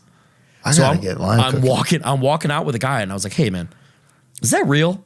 And he was like, man, all I know is I work in the food prep and I get $800 every week after taxes in Texas. That's amazing. So rock on Buc-ee's, frankly, but everything's bigger there, dude. Dude, big time. Loaders are the MVP. Yep. Hurt myself taking off a boot. Yep. Denver was the best. Yep. Chick flashed ass was my last note. So that was my experience of the tour. I had a really good time. It was really physically difficult. I think all of us kind of went, oh yeah. Oh shit. This is not like easy. It's a young man's... It's not easy, but it's what's funny is it's not easier and it's easier than ever. You know? But I've done them both. Yeah. I've done young and fucking grifting. I've done it mid. I've done it 30s and doing okay, and I've done it older and doing well. Right. And it's been equally as difficult the whole time, straight up. But the mental game is different when the show is sold out. Oh, you know? God, is it? Because that to me is like the hardest part about touring. Yes. is, and I know that this is maybe more specific to Twitching Tongues just because of the way we sound, that like historically, no city is the same twice, especially record to record, you know? B, no tour is the same twice, because how can it be? With just no performance is the same twice, because there's so many variables. I've not knowing what this show is going to be like until the second we start playing is the worst part. Is like, I can't do this anymore because like even 1720 LA, where however many tickets were sold and it was like, hey, this is your show, you're doing it, it's for you guys. The uncertainty going into that was enough to be like, if this isn't good, I'm comfortable never playing a show again. Wow. So that's doing a mostly sold out US tour. Good job, man. Yeah. I mean, dude, it's revel amazing. in it. Oh yeah. It feels Enjoy great. That. There's other little things, dude. Just forgetting about like waiting for people. Just waiting for you to get out of the van. So we did an Airbnb in Tulsa. Yeah. I'll start from the top. Yeah, let's okay. So we finished on the Metro weekend. Yeah. God's Hate and Twitching Tongues were in Tulsa doing Flyover Fest. Take it away. So it started at the airport with a classic Kaleism. Oh. And I just want to tell you about it real quick before we move on. Because Kale got his hearing checked recently. Okay. And he has the hearing of an 82-year-old man. Okay. So Kale's ordering McDonald's at the airport. And he looks straight at the board, right? He looks at the board. There's about 5 things on there because it's an airport McDonald's. Sure. He looks at the number 5 10-piece nuggets. Looks down at the guy, says, "Can I get a number 10?" And the guy goes, "Do you mean the number 5, the 10-piece nuggets?" And Kale's like, "Yeah, I'm sorry, man." And the guy says, "What size?" And Kale goes, "With fries, yeah." This is in LA? This is in a layover somewhere. I don't know. Okay. Somewhere crazy. And then Kale, this one was not a hearing thing. This is just Kale's mind. Kale, yeah. Where the guy is like, "Do you want ketchup?" And Kale like does a deep sigh and goes, "Lot of barbecue." Oh yeah, that's. I don't know if you remember this. I do. His favorite food is barbecue sauce. Kale's death row meal answer, without hesitation, was simply barbecue sauce. Bless him. No, nothing with it. So, arriving in Tulsa, we got an Airbnb together. How's that? Why Airbnb over hotel? Just cheaper? Because I think there was a day off. Yeah. In between. So Twitching Tongues headlined Friday, God Say It headlined Sunday. Yes. Saturday was like a day off. We haven't had one of those in a long time. Together. So I think the idea of us just being in one place sounded fun. Fuck yeah. You know? And it was. But like, yeah, sharing a bathroom is insane. It sucks. It's the worst. Dude. Anyway.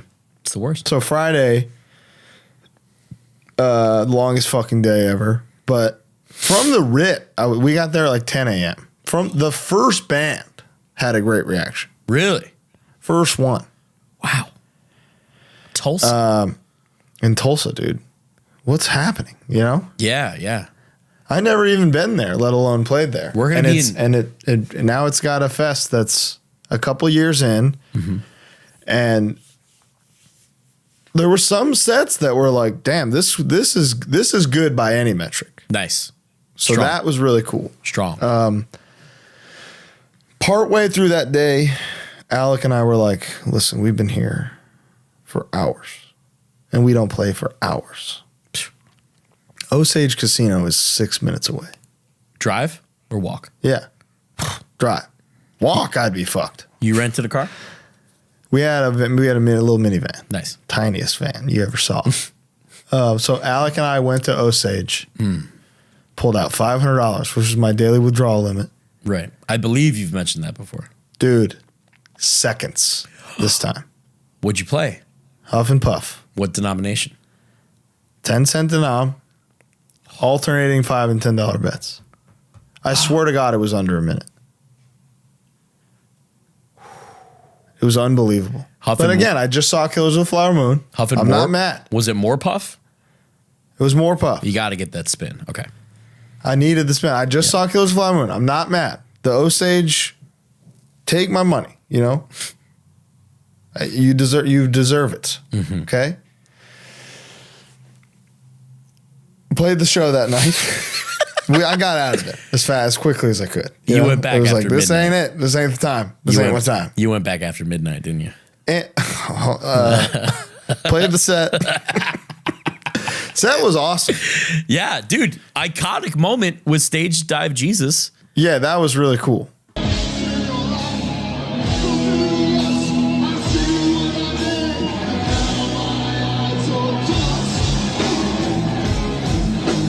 Did you mean to do that? Yeah, I saw his hand. I was like, I'm hitting that hand. I'm slapping the fuck out of that hand. Yeah. Wow. I got him, dude. Chase met him in Dallas. He came to the show. Legend. Mosh legend. I think he's like one of the legendary modern mosh guys. Yeah. Wow. People will years from now aspire to be on his level. Mosh wise. He commits to the dive. I'll tell you what. I've seen several from Flyover. Lord, does he? Yeah.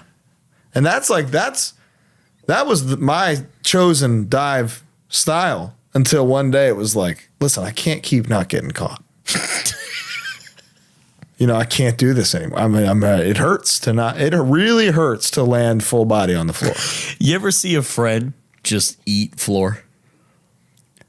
Dude, Gavin from Ingrown, the video from Sound of Fury, where he just disappears. Dude. It's one of the funniest things ever. You ever been tubing like on a lake? You know. Are you talking about when somebody gets sucked through the tube? Just somebody just gets wrecked on a tube. When that happens, I laugh like a fucking hyena, and it's a similar. Seeing a friend eat shit in a dive is a similar response in me where I'm just giggling, like I can't. Dude, help and it's way funnier when you're farther away. Yes, yeah, dude. Because you go, look, there he goes. Oh, there you go. Oh my god. Yeah, that's good. But I think Chase was okay diving. It looked like it. That set was it felt very affirming, you know? Good.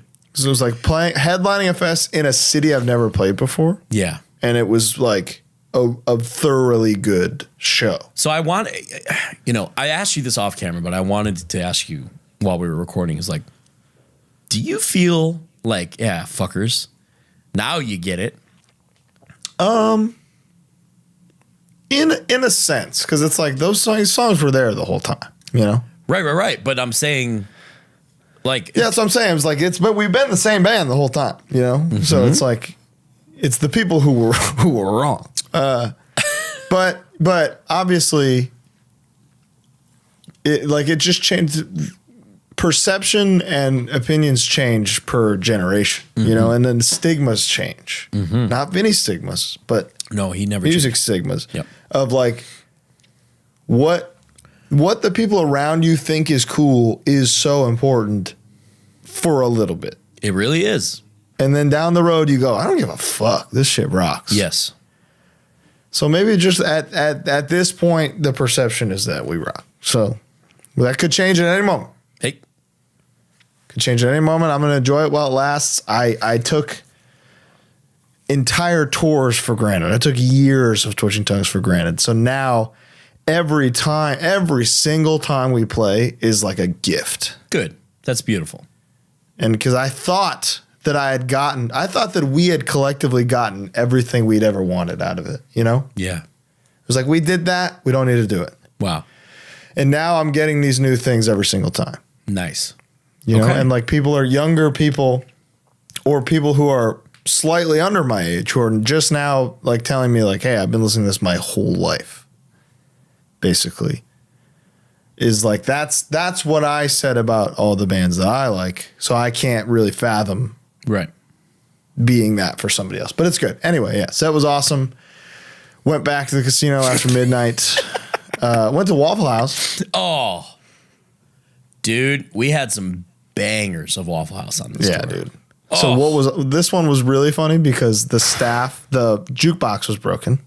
Okay. So the staff had like an aux cord going with a little like one of them iPod shuffles you forgot existed. The stick one or the rectangle one? The little blue rectangle with a little clip on it. Yeah, I know exactly the one. And dude, check this out. Return of the Mac comes on. It's like, oh, iPod dies. And there was like the whole place was like, no. Yes. It was tragic. Dude, real quick, we went to a Waffle House one day. It was a girl's second day. Our server was her second day. Brutal. She got every order wrong. Everything was wrong. Which, again, I don't know how they get it right in the first place. So I'm not going to. Yeah. But Chris always orders the same thing. It's the 2-egg breakfast. I know exactly what he gets. You know, he wants his eggs over hard. I know exactly what he orders. Over hard? Yes. He wants some fuckers cooked. Oh my God. Oh my God. Or maybe not. Either way. Yeah, because he doesn't like them runny. He doesn't like them runny. Yeah, maybe over medium, but he's getting them over hard, you know? But he said like, oh, I ordered this, so it should come with this. And the server who was just like, no, it doesn't do that. And it just absolutely did. And it just, it was one of those moments. He was just so good. That's awesome. Go on. You went back after midnight. Yeah. A new daily withdrawal limit. $500 daily withdrawal limit. This one lasted me probably 15 minutes. Okay. Same game. So now Friday night, down $1,000. Right? Oh my God! Are you sure you want to? Are you gonna bleep the amounts out? No. I want people to know the perils because I'm encouraging people to gamble. I have the responsibility to let you know. Hey. And obviously, play within your means, you know? Yes. You have to play within your means. Oh, I will say, I skipped this in mine as well. You won a big fucking scratcher. Tell me about it. In Texas, they infamously had a $50 scratch off. Now they have a $100 scratch off. Oh, shit. James and I saw this, and we lost our minds. We bought one. I can hear it. Yo, $100. Yo. Bought one, we won $350. Wow. Bought another one, we won $150. We bought a third one, leaving, and won $500. Wow. All 3 in a row at a Love's somewhere outside of like San Antonio. Wow. So I had that in cash. I had some like per diem buyout money in cash. Went to Vegas with $1,100 in cash. Left Vegas with $0 in cash. Okay, yeah. Actually, I should say left by the time Reno came around. Left was 0. Yeah. So tour wise, I'm down. Okay. That was my end game for the tour. Let me tell you something. Yep. That was your Friday. Of the word down. That was your Friday. That was Friday night. But so the thing is, you've seen it, you know? Yeah. 1,000 down, I know I can get back. Dude, what I saw you do at the Louisville Caesars was pretty amazing. And it's so much worse now that I know that that's possible. Because it's like, oh, down 2,500. I've done that once. So now I feel bulletproof, you know? Yeah. Down 1,000. And listen, don't let this fool you into thinking me being like $1,000 is just nothing to me. $1,000 is a lot. It hurts. She stings. It hurts. I could have done a lot with that. But this man plays to win. So he's playing. I play to win. Yeah. And that's, to me, I know I've gambled long enough where I know that that's part of it. Yeah. You know? Yeah. You rarely show up and just win. I've only done that once, and it was amazing. Unbelievable. I've done it twice with you. You have. Yeah. And I'm getting there, Bo. Okay. Because a certain game fucked me. Oh, no. Hang on. Day 2's day off, right? Yeah. I'm sick of the 500. I already used my Saturday daily withdrawal limit. Yeah. So I got to go to Chase now. At Chase, I don't have a limit. Hold me now. So I pull out double what I normally pull out, right? Okay. So I make a funny little video just to be like, I'm down a little bit of money, but I got to go to the bank. This is the day. I'm like, today's the day. Yeah. it's easy now. I've won $1,000. I've won $1,000 in single spins. Right. 10 times. Right. You know? Yeah. So it's like, this isn't easy, but it's 100% possible. 100%. Absolutely. 100% doable. Absolutely. Hundo P. And leaving a casino at zero, at like even. Yeah, you like that. It's one of the greatest wins a man can have. Because it means I got to have all that fun for free. It's true. And it ain't about it, like, and this is the thing that we figured out. Like, Alec was playing craps all weekend. Really? I won't say how he did. Okay. The climb is what's fun, you know? Mm-hmm. Yeah. The win feels good, but if you win too early, you're just going to spend it. Dude, if you walk in and win $500, you're kind of like, well, I wanted to play, so yeah, I guess I got to spend this. Yes, I know. But exactly. you're down $700. You hit 1,000. You're keeping that 300 because you're like, I gotta get out of here. This. I gotta get the fuck on. So Saturday, we go to Hard Rock. No, we go to River Spirit Casino because we did Osage, Hard Rock, River Spirit. Now we're at River Spirit Saturday. We're ready. You know, what do we have for lunch?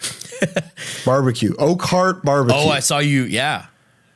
Co-owned by, I guess, some people from the Agony scene. Okay. It was incredible. Really? Got the Mac Daddy sandwich. Unbelievable. River Spirit Casino. This one has got it all. They got every game under the sun. Love it. You know? Love it. So Mac is with us. My old Mac Miller, singer of Cosmic Joke. He's doing merch for both of us. So I get him, you know, I'm showing him Kronos. I've showed him the glory of Kronos. I like Kronos. Yeah. He's addicted to filling that first reel, let me tell you. He's doing all right. He has a pretty good run on Planet Moolah. Oh, yeah. Love that game. Yeah. I don't do so good. This $1,000 I pulled out for Saturday, 30 minutes or so. It's gone. Oh. You know? And this is when. What are you playing This on? is when I'm thinking. What are you playing? What'd you lose that on? A lot of huff and puff, you know? Because at some point, when you're doing like incremental wins or incremental losses on like whatever games, yeah. You know? Yeah. That's when I'm like, I gotta just put a lot into one game and spin until I get this bonus. I'm with you. Dude, have you noticed that in Huff and More Puff, if you get 3 hats on the first line, you're never getting it. It's never happening. Never happening. Okay. That's called being slot blocked. Oh, got it. Noted. That's fake. Also, getting like hat, buzzsaw, and then that's Bullshit. it. Dude, I lose my mind. When there's 5 hats and 2 buzzsaws, I'm jumping out the window. Okay, go on. Anyway, so at this point, I'm down $2,000. We see the Marvels at AMC nearby. You said you had a good time. After that, had a great time. Okay. We went in thinking like this is going to be dog Of course. shit, you know? Yeah, of course. We've lost faith in the MCU. Every single one of us had a great time. Okay. We're laughing the whole time, and the movie ends, and we all look at each other and go, "It's pretty good." Okay. It's pretty good. Okay. So the Marvels is pretty good. That's the consensus. They've made much worse movies. Eternals, dog shit. Quantumania, dog shit. Really? Wow. Okay. Pretty much everything from Doctor Strange Multiverse of Madness, dog shit. Anyways, Saturday, what do we do? Went back to the Hard Rock at night. After the movie? Yeah. We ate dinner. We got Whataburger. Yeah. Oh, we watched Full Gear. Oh, how was that? We watched Full Gear at the Airbnb. I was unable to watch. That was the Metro. It was good. It was a good show. Brody's match was amazing. We was watching that, definitely in awe of him having to play the next day. Wrapped that up, went back to the Hard Rock. So that was when I asked Matt, I was like, Matt, can I sell you like $100? You give me like $100? And I played that for like 2 hours. Really? Okay. Yeah, I got some nice little incremental wins. Love that. I was up like, not up, but I was back like $600 or $700 at one point. Huff and More Puff still? Various Okay. things. Okay. like some like little lightning links and stuff. Yeah. You know, dancing drums. Oh. You know what's always good is the Little Shop of Horrors game. You've mentioned that before, and I've never seen it. Oh, dude, it's everywhere. You don't really win, but you can pretty much break even every time. Is the gimmick of these games where there's bonuses, like you're never really winning, but you're getting bonuses, and that Pavlovian kind of dopamine response is making people gamble more? Kinda, yeah. A lot of the licensed like movie games and stuff, like shows, don't pay out as much. Yeah, and then because they cost more just to exist. And then James and I were somewhere, and we saw someone on like the Game of Thrones game make like $8,000. Oh, where it's see, just that's like, rare. What the fuck? Yeah, like the Dune game. Yeah. You know? Oh God, I would love Dune one is awesome. Yeah. Sunday rolls around. God's Hate plays that night. And you're stress free at this point because you're not singing. Not singing. Drumming is easy, but I got a lot of gimmick. I got the pad now. Yeah, this is my first night with the pad. Oh, you're using the pad for God's Hate now too? Yeah. Oh. Because normally Alec has been doing all the samples with a little pedal this whole time. I remember. So yeah, exactly. You've seen how that can go. So my job basically was be like, okay, Alec, you're free. You know? Yeah. Just play bass. I'll handle this. Yeah. Even though I got all this shit to set up already. Not sustainable at that kind, at like a VFW type thing. Yeah. You know? Oh yeah. SPD pad. Shout out to the sound person at Flyover Fest this weekend. Fuck yeah. Sings for a band called Primitive Rage. Oh yeah. Heard that name. Check them out.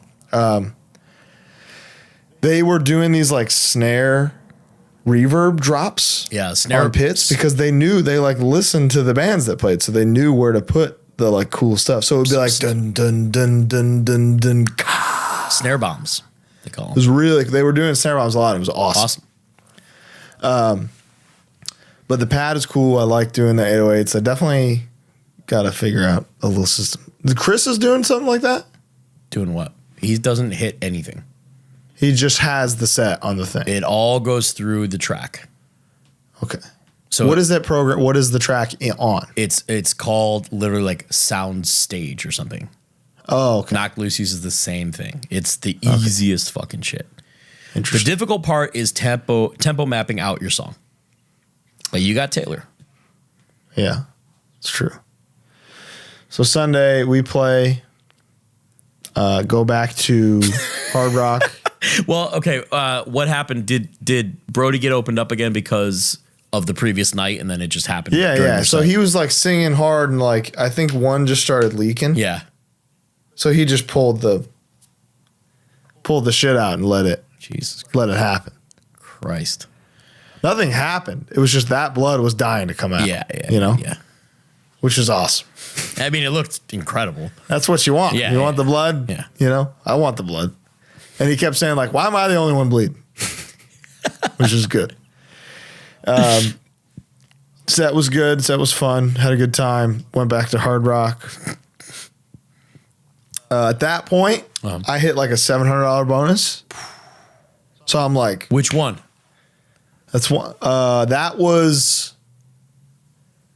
the lightning link with the totem poles. I don't know if you've seen me play that one. Yeah, I've seen it. I've never played it. Okay. That one, I got like the fire shot coin bonus. Fuck yeah. Where you get 6 coins. Fuck yeah. And I was betting $5 and it landed like $100 coin, $100 coin, $100 coin, $75 coin, 75, like big numbers. Fuck yeah. Which when that happens, it normally attracts like a major or something. Oh, I see. Because big numbers attract big numbers. It's the thing. Yeah. The gambling special. So I'm ready to go. I'm like, all right, I don't want to spend any more of this here because they're going to take it from me. Yeah. Then we go to River Spirit to close out the weekend. We go back to River Spirit one more time. This is the 6th casino trip of the weekend. Oh my God. But only the 2nd with Brody and Anthony. We had less than 6 on our entire tour, just FYI. Well, what else are we going to do? Yeah, it's Tulsa. You know? Yeah, we went to the movies and ate barbecue. Yeah, that's it. I'm with you. Oh, we got coffee at a couple of different places. Let me shout out some coffee places. Cirque. They had a draft latte, like latte from a fucking... Love it. Yep. La Colombe very style. Good. Very good. They had a cinnamon toast crunch latte. It was like a horchata latte. Love it. Collectivo has a horchata latte. It's pretty good. Is it good? Yeah, it's good. Yeah. Sugar. I'm on my way. And then we went to a place called Double Shot. Oh. Which was like this big fucking industrial barn, kind of. Fuck yeah. So if you're in Tulsa, I'm sure you know Double Shot. Yeah. But check it out. Right. Any coffee places in the country blow your mind or what?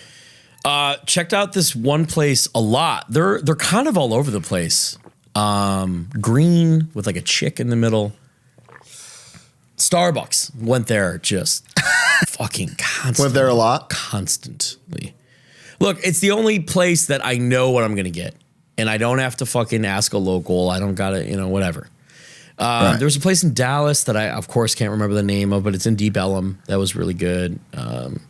But no, went to the Phil's next to Gilman. I'm always down for a good cup. I'm always down for a gentrified cup. But sometimes that's the first thing we look for is a local coffee shop with horizontal wood on the outside. Yeah, I saw. Yeah, horizontal wood. The coffee's good. Love that. Trademark. HardLore. HardLore. So Sunday we went back. We closed the weekend out by going back to River Spirit one last time, right? So Bo, what do I do? $500 withdrawal limit. What you did? No, I already had it from Hard Rock. I had like Sunday. 700 cash. Oh, okay, dude. You go straight to Huff and More Puff.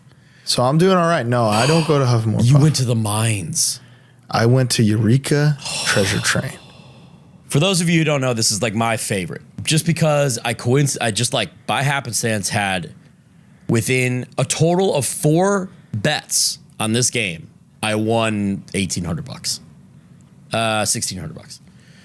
So it's just you never forget your first big hit on a game. You're like, oh, this one's the best. I played every single game I've ever won on. I go back and go, I won on this one time, so maybe I'll win again. So that's and I love that little prospector. Well, I did love him. So here's what I did, Bo.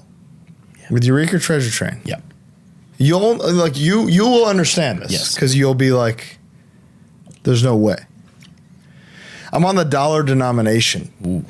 $1 denomination. Yeah. Minimum bet is $6, so that's not too bad. Okay. Right? I'm pumping spins into this thing. Like you wouldn't believe. And I get down to like $100, right? And I finally get some dynamite. Get Eureka 6 dynamite. 6 dynamite. There we go. I don't get one of the fun ones that look like there's a bunch of them. Yeah. 6 normal dynamite. Okay. And now I'm thinking like, okay, now I just need these to line up and something good will happen, right? So one by one, they start popping up. Yeah. Oh yeah. Then the trains start connecting. Yes. Mini available. Minor available. Major available. I fill the screen, Bo. With dynamite. Grand available. Grand available. So that means I could have 80 trains during this bonus. Yeah. And get the grand. I'm eligible for the grand. How much is the grand? $15,000. So he's eligible to win $15K. And this is the only way you can win it, by doing what I just did. Right. And every other time I've ever gotten this bonus, I get like 10 carts and the minis available. Yeah, right. The grand's available. $6 bet. Dollar denomination. You know how much I win in this bonus, Bo? $400. Full screen of dynamite. $400. I didn't even think that was possible. Yeah, that's... Nate is behind me just rubbing my shoulder, going, you got hosed, buddy. I got hosed, dude. You got fleeced. We were sitting there going, this is it. He's back. I did it, yeah. Yeah. Hand pay. If you were there, you would have been like, dude, guaranteed. Hand pay. You're paying taxes on this win. That's what I'm saying. Yeah. I'm sitting there going, boys, I've done it again. Get him down here. Get the pit boss down here. I got to fill out Bring him now, because this is going to be crazy. It's going to take a while. I got to fill out some paperwork. $400. What'd you do? I spent it. Was this when you're wearing the blood, sweat, and gears shirt? When you're on your knees? Yeah. Well, no, that was right after. I had submitted to the place and accepted that it just wasn't happening. Yeah. Tulsa took it all. So if I was you, I wouldn't gamble in Tulsa, Oklahoma. The official HardLore stance is if you're in Tulsa, Oklahoma, stop gambling. Stop gambling. Never start gambling. Dude, in Reno, I played Eureka Blast, didn't win anything, quick 100. Went to a Huff and More Puff where I was texting you, I got a bonus. I got a buzzsaw, so I got the wheel spin, or 6 hats every 5th spin. I'm not joking. And I lost everything. Dude, Colin, I got the 6 hat bonus probably a total of 5 times over the course of like an hour and a half. Chris was watching me the whole time because he was like, dude, you're doing really good. Never once got past a wooden house. No mansions. Oh, I didn't, dude, Ever. this whole weekend. And think about this. Yeah. I lost $3,000 this weekend. In that $3,000, 0 gold houses. 0. And like the times I've seen you play, that's never happened. Never. Ever. I always get a couple. At least one. Never start gambling. That is the official stance. In Tulsa, Oklahoma. In Tulsa, Oklahoma. All right, let's get to the questions. Discord questions. Oh, wow. Yeah, absolutely. You already answered this. Why does Mr. Brother hate Bucky so much? You're doing a bit. It's just a bit. Obviously, it serves a purpose, but it's mostly a novelty. Don't forget your roots. Okay? Loves you. Best Thanksgiving side, best pie. Okay, good question. Side, mashed potatoes. Come on. I think the older I get, the more of a stuffing man I become. I love stuffing. No, let me ask you, do you like it with sweet stuff? Do you like apple and raisin in there or no? No. Savory stuffing. No. I'm with you. Savory stuffing, gravied up. Maybe tossed into the mashed potatoes a little. Okay. Do you like cranberry sauce? No. Really? Big cranberry. But I know you prefer it from the can or homemade? I prefer it homemade. I know people don't mind. Oh. I'm fine with the can. But literally, you take a sack of fucking cranberries and a cup of sugar, and you just put it together in a pan, and you make the sauce. It's really easy. Okay. And it goes the extra mile. Pie is, what are you, fucking crazy? It's pumpkin. 100%. All the way. 100%. Oh, let me tell you something. Colin, Love's has started carrying single slices of Cheesecake Factory cheesecake.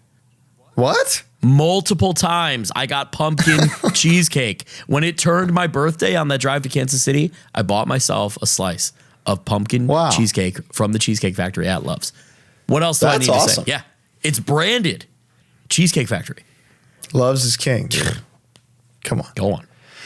Come on. Bo, how was playing the new songs? Colin, how was life without Bo? Both, how much did you miss each other? How was playing the new songs? Opening with Silent Wolf was very difficult technically. That's a busy song on guitar. We switched it eventually to opening with Become a Machine and then going into Silent Wolf, which was even harder. Really? Well, the end of Become a Machine is all triplets and quads, and then straight into it's tough. Playing Terrorizer. I respect the ambition of opening with a new track. Yeah. But like, it's tough. It's tough sell. It's tough, man. Yeah. It's tough sell. Playing Terrorizer was probably my favorite every night. It's just like fun and cool. And playing Devour and Cyanide was a couple nights. Devour did really fucking good. So it was good. It was fun. I'm looking forward to adding more. I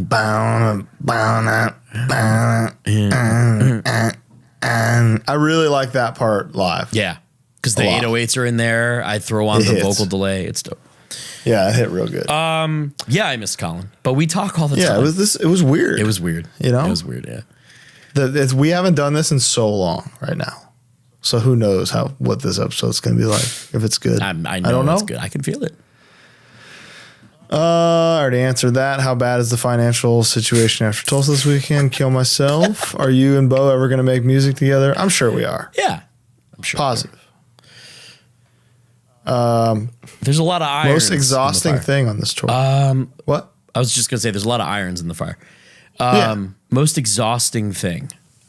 Loading is the worst part. Loading out is the worst part. It takes me so long. Dude, yeah. Especially drums. and you linger and you don't say bye for a while, the show will end at like 10 and you're out at like 1 a.m. Dude, fuck that. I'll tell you what, we paid, I out of pocket paid Charlie from Ingrown to help Chris tear down drums a couple nights.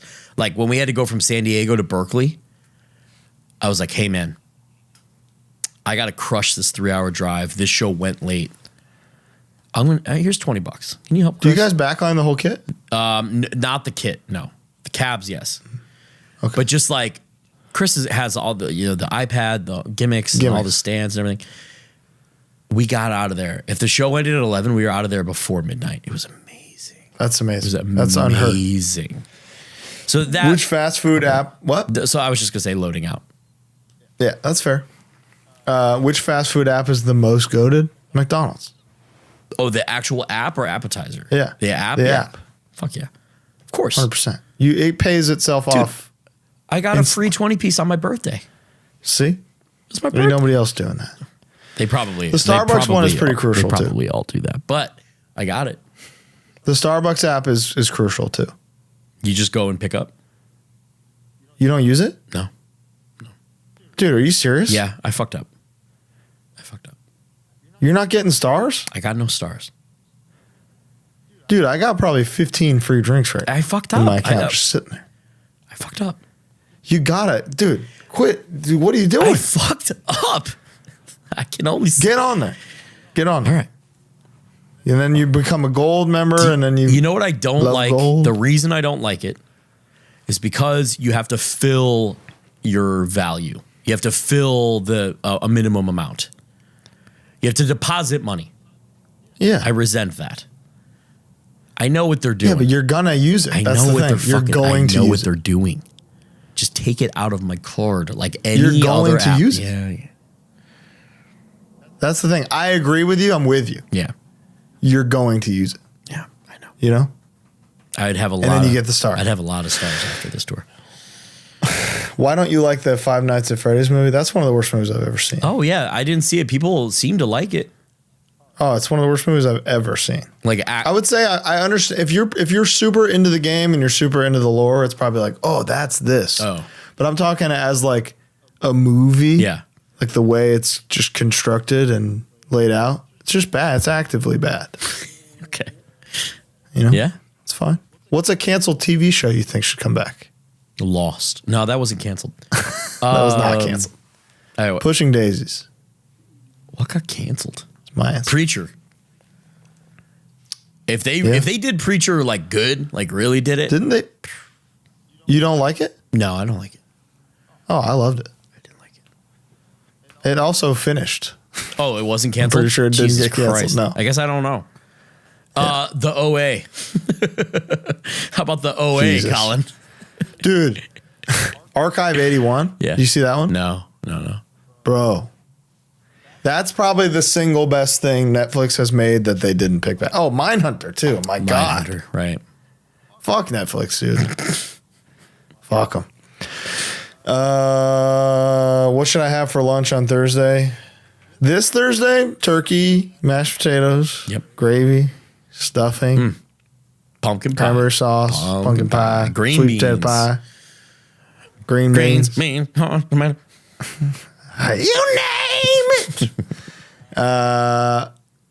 Yes, I'm going to be eating stone soup and ice cube sandwiches for Thanksgiving. Thank God I prepaid for my Thanksgiving this year. LDB predictions. What do you predict? Oh, dude. Did you not hear? LD Triple B. LD Triple B. Huge announcement. I happen to know. Brilliant. I know the headliner, and I can't say. Me too. Yeah. So can't predict. It's not allowed to predict because we just know the future. What's a song from each of your bands that isn't currently in the set list you'd love to add in? That's fun. Okay. You guys didn't play Disharmony. We did play Disharmony. I'm sorry. You guys Kill for You did play Disharmony, which is what I was hoping. Right. Because the fucking nah. It's unbelievable. Maybe what's something what is Remind me of the name Colin. Asylum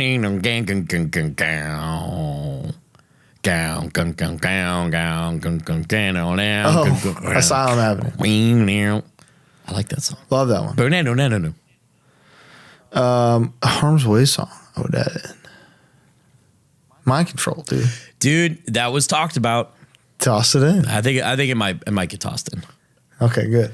Bring it back. You know what the problem is it's on Spotify. You got to go down to EP. Nobody knows it. That's why you start playing it. Yeah, true. Touche. You guys should have done a 10 years of blinded thing. Touche, amore. That was good. Let's see. How was it working with Mark McCoy on the TT album art? He's unbelievable. He just did all that photo shit himself. He just reads lyrics and makes art. So cool. You don't give input. So cool. It's awesome. Mr. Brother, as an Illinois guy, are you on board with Charles Bronson / Youth Attack stuff? Yeah. Charles Bronson was huge for just early punk, just like going into Soulseek and finding like Chicago hardcore. I was like, oh, shit. Yeah. So, yes. What's a movie that's come out this year that you would tell other people to watch ASAP? Asteroid City. Loved it. What have I seen this year? I'll tell you what. It came out last year. But I think about it every day. The Fabelmans. Oh, yeah? I think it went over because Everything Everywhere took all the attention, right? I mean, it's amazing. Yeah. But dude, The Fabelmans is one of Spielberg's best movies. No shit. It is it is like the only biopic I've ever seen. Like it's an autobiography with no ego. Whoa. It's like him like coming to terms with his relationships with his parents and movies. It's fucking perfect. Wow. Okay. It is truly, truly amazing. So if you haven't seen The Fabelmans, unbelievable. Okay. Noted. Let's see. What bands would you like to see come back? Who else is there? Who's left? Demise is doing an EP, I guess. Side by Side just did a record. Yes, Dales is back. Side by Side's playing in Europe. Yeah. I don't know. I think I'm fresh out. I'd like to see Underdog. Oh, that'd be awesome. I'd like to see Underdog at like a good venue. I would love for Underdog to have a comeback EP as good as the Into Another one. Well said. Give me that. Well said. I want to let him cook. I want to see Underdog at fucking at 1720. Oh, that'd be awesome. That's what I want. Dude, I would fucking love that. That's what I want. That's one band I think I'd just be in the pit the whole time. 100%. Because you're not killing to Underdog. Oh, dude, you're having a time. Yeah, you're having with the boys for Underdog. Oh. And the girls. Everyone. What new song went over the best on this past run? Terrorizer. Fuck, that's awesome. Easy. Hey, when the chorus is terrorize the enemy is you, terrorize the enemy before they terrorize you. Yeah. I know that. That's easy. You got it. And it's easy to sing along to. It's heavy. I fucking love playing that song. I liked hearing it, I'll tell you that much. Good. Highlight of Flyover. I liked playing. So I hated everything else. The show was good, don't get me wrong. Yeah. I was in such a dark state of being the rest of the time. But the show was great. My highlight of Flyover Fest, the show. Nice. Okay. Everything else that I did, tough to talk about. Anyway. I'm not answering that. If you woke up in a D&D style fantasy world tomorrow, what class do you think you could realistically reach at least level 1 in?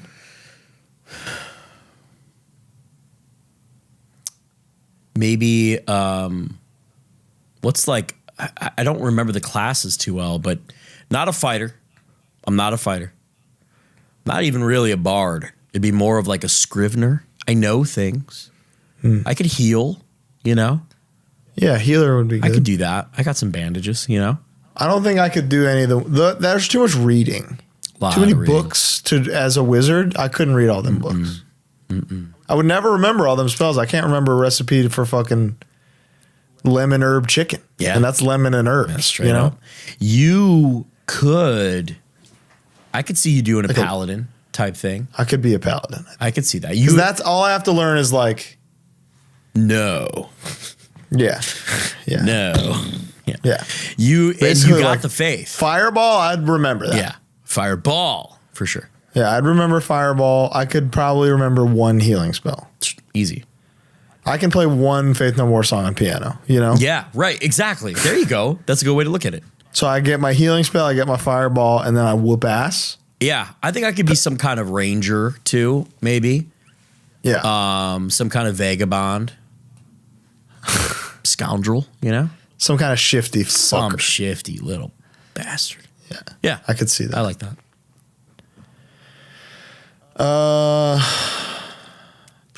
Can we get an episode of Top Records of 2023 before the year ends? We're going to tell you a little more about that next week. Will you write the official Manscaped theme? We would do that in a heartbeat. Oh, dude.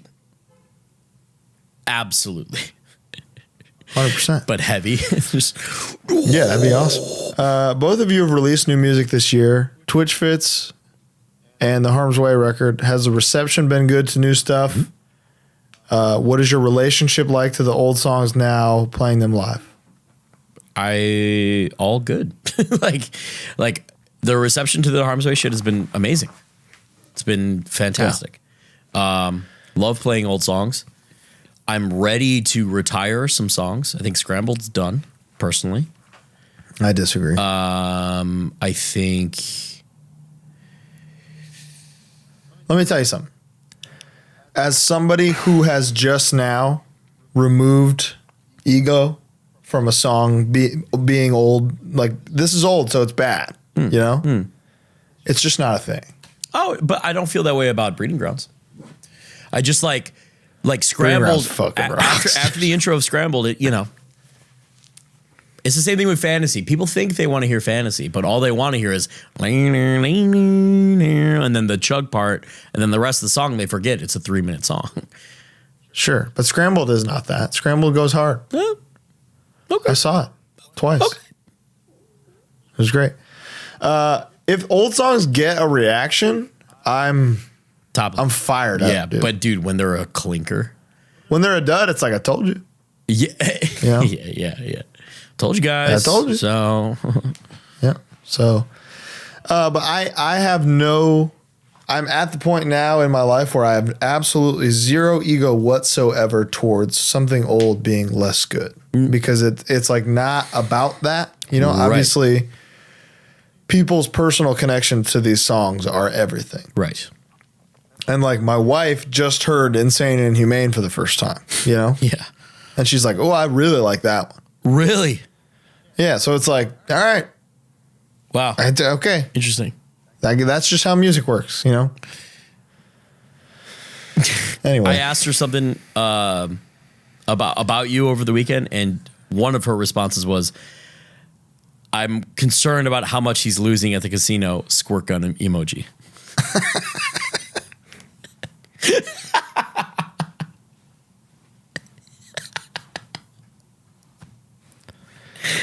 Anyway.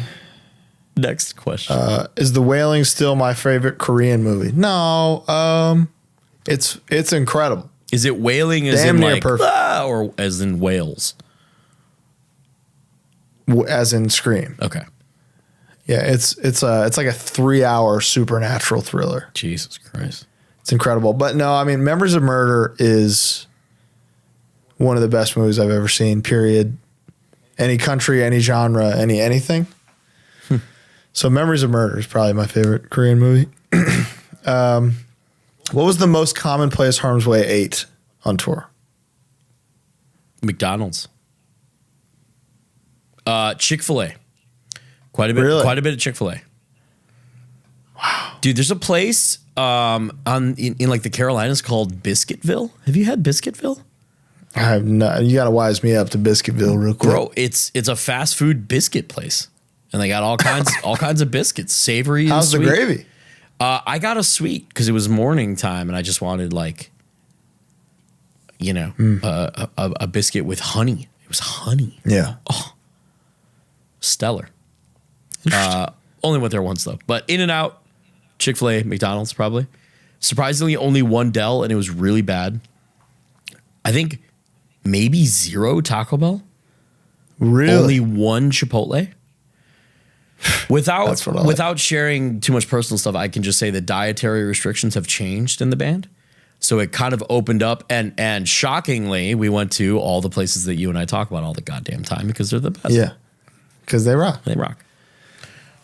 This is an interesting question that I already have the answer to. Somebody said, what is your personal hardest lore? And they followed it up with being like an unknown connection you had with X musician or band. I'm going to answer this for both of us. Oh, okay. Because I feel like it needs to be said. Alrighty. Obviously, we're on the Knotfest network, you know? This HardLore existing is the result of Jay Weinberg going out of his way to give us a shot. So obviously, we have deep love and gratitude for Jay. We appreciate everything he has done for us.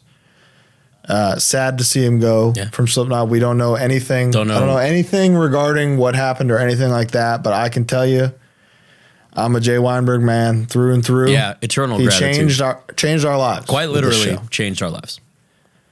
So we owe an immense amount of gratitude to Jay. Mm-hmm. He's the fucking best. He's as cool as you would think he is. As you want him to be.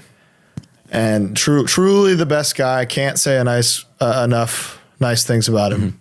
Mm-hmm. So that's the HardLore. Is that Jay Weinberg? HardLore is a Jay Weinberg joint to forever. Mm-hmm. Period.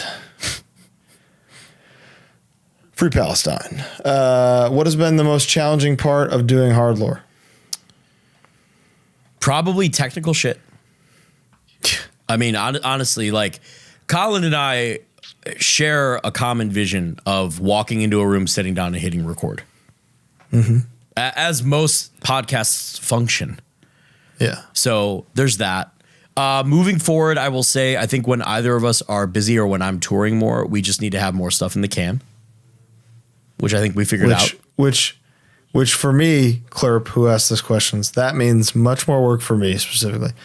The amount of time this show takes me is the most challenging part. Mm-hmm. Is like when we're like this, it's Tuesday right now. Yeah, it's Tuesday. If you're listening to this, this was recorded. Mm-hmm. Some people are going to be listening to this tomorrow night, Wednesday at 9 p.m. Pacific. Right. So I'm going to turn around this 3-hour episode in 3 hours, and it's going to be tough. And and I hope you don't think for a second I take that for granted. No, I don't believe that you do. People ask and like, who does their editing? And I say you, and they go, really? What? You know. Something I got asked recently was, what app do you use to make the little clips on Instagram? And it was like, if only you knew. If only how one button laborious. Yeah. Those little clips on Instagram are what takes so long. But they've gotten so good recently. You're doing so good. Thank you. I'm trying. When talking about the greats in hardcore, there usually emphasis is placed on pioneers of the 80s and 90s, rightfully so. Mm-hmm. In your opinion, what would it take for a modern band to start entering those types of conversations? You got to change shit, you know? I mean, there's got to be a noticeable shift with your existence. And that's kind of why Trapped Under Ice is the one that comes to mind. TUI, Terror. Yeah. Boy, I'd argue that Title Fight is in the conversation. That's hard. That's not like I wouldn't put that even in hardcore though.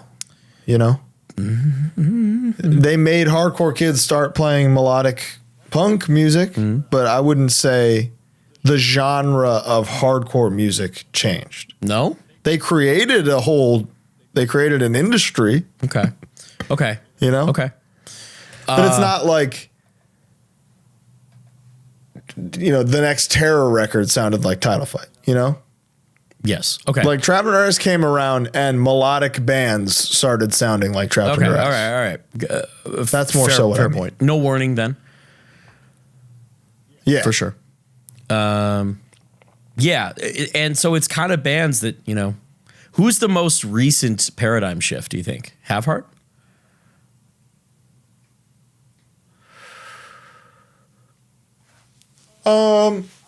I think Knocked Loose is a pretty big paradigm shift. Yeah. In terms of like 10 years ago, if you sounded like Knocked Loose, you're not playing with most of the bands that they're playing with, Right. you know? Right. They're like, no, you're not a hardcore band. So Knocked Loose grinded on their craft and sounded the way they did and didn't compromise for so long that it was just universally accepted. There was like, okay, they ethically align with this so much that they're just a hardcore band, despite whatever differences there are musically. So I do see that as a paradigm shifting thing. There's a space in there too for the death metal resurgence in hardcore. Possibly Nails. Yeah. Possibly. I mean, a lot, like those motherfuckers owe Nails some money, for sure. Which is, if you're keeping track, that's 2 Todd Jones scores. You know on what the board. I just heard for the first time is Mitski. Yeah, Mitski. I thought that song was Lana Del Rey. No shit. You know the one? Mine, oh mine. You've heard it a million times. Yeah, I know I have. I could not believe that wasn't Lana Del Rey to the point where I hope Mitski's sending her money monthly. Colin, what's your skincare routine? Water. Same towel from Balls. That's it. I have crazy sensitive skin. If I use anything but water on my face, I break out. Soap on my face makes me break out. I could see that. It sucks. Top 4 album bass drops. Oh. Boy, I don't know if anything comes to mind. Like an 808? Yeah, Kickback Forever War has one on the part. Davidian has one, which is the same. Bass drops. Oh. Why have you abandoned us? There's a newer Sepultura song called Corrupted. Yeah. That has one, not even on a pit or anything. It has one during this buildup where these toms hit. It goes like, boom. Yeah. And that, I think, is one of the most effectively used 808s ever. There's another one in Roots, too. There's one in there, too. Yeah. I like them when they're used not for pits. Yeah. That's crazy. Yeah, that's kind of a crazy percussion use. Yeah. I love that. Favorite TT song to play now that you guys are back. Favorite new song to play off Common Suffering. Favorite song to play.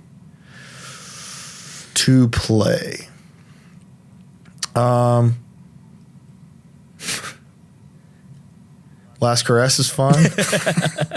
Our original song, Last Caress, is very fun.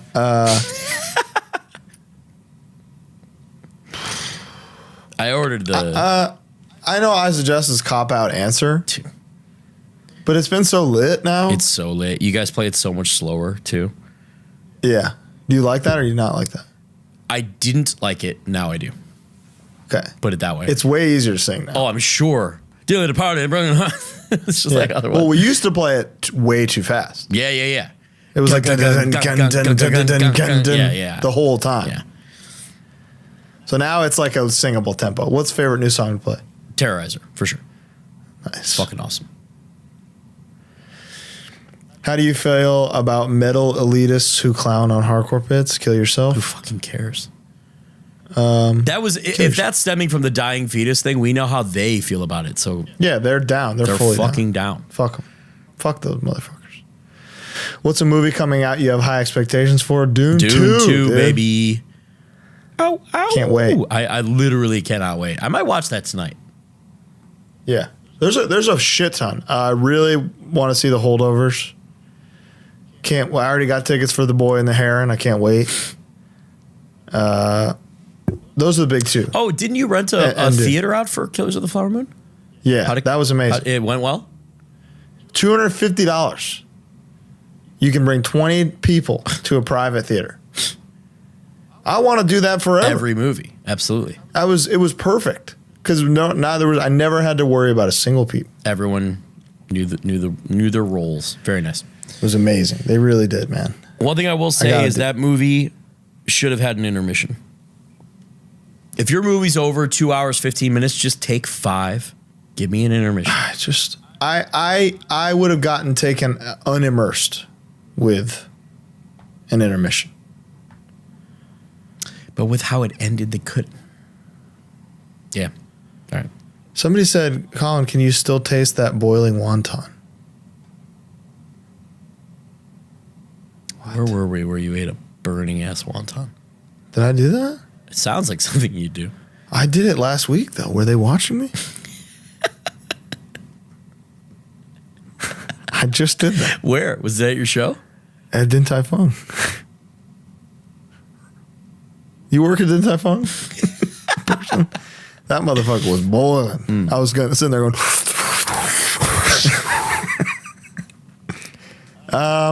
That's pretty much it. All right. This was fun. Oh, they're the best, dude. Just getting to catch up. And this is 3 hours long, though, just so you know. Well, it'll be under. It's probably like 2:45, I bet. Maybe. Yeah. Maybe. We didn't do... we did ads. Yeah, we're good. Yeah, no, we're good. We're back. We're back for the foreseeable. Yeah, don't even worry about it. So that's nice. We have a very special announcement next week. We got a busy month. Yes. December is going to be especially busy. All I'm going to say is if you're coming here for the children, stay an extra day. Wow. Stay an extra day. Stay an extra goddamn day. Yeah. That's all. That's all. Thank you so much for watching. It's good to be back. We will see you next week. Bye. Bye.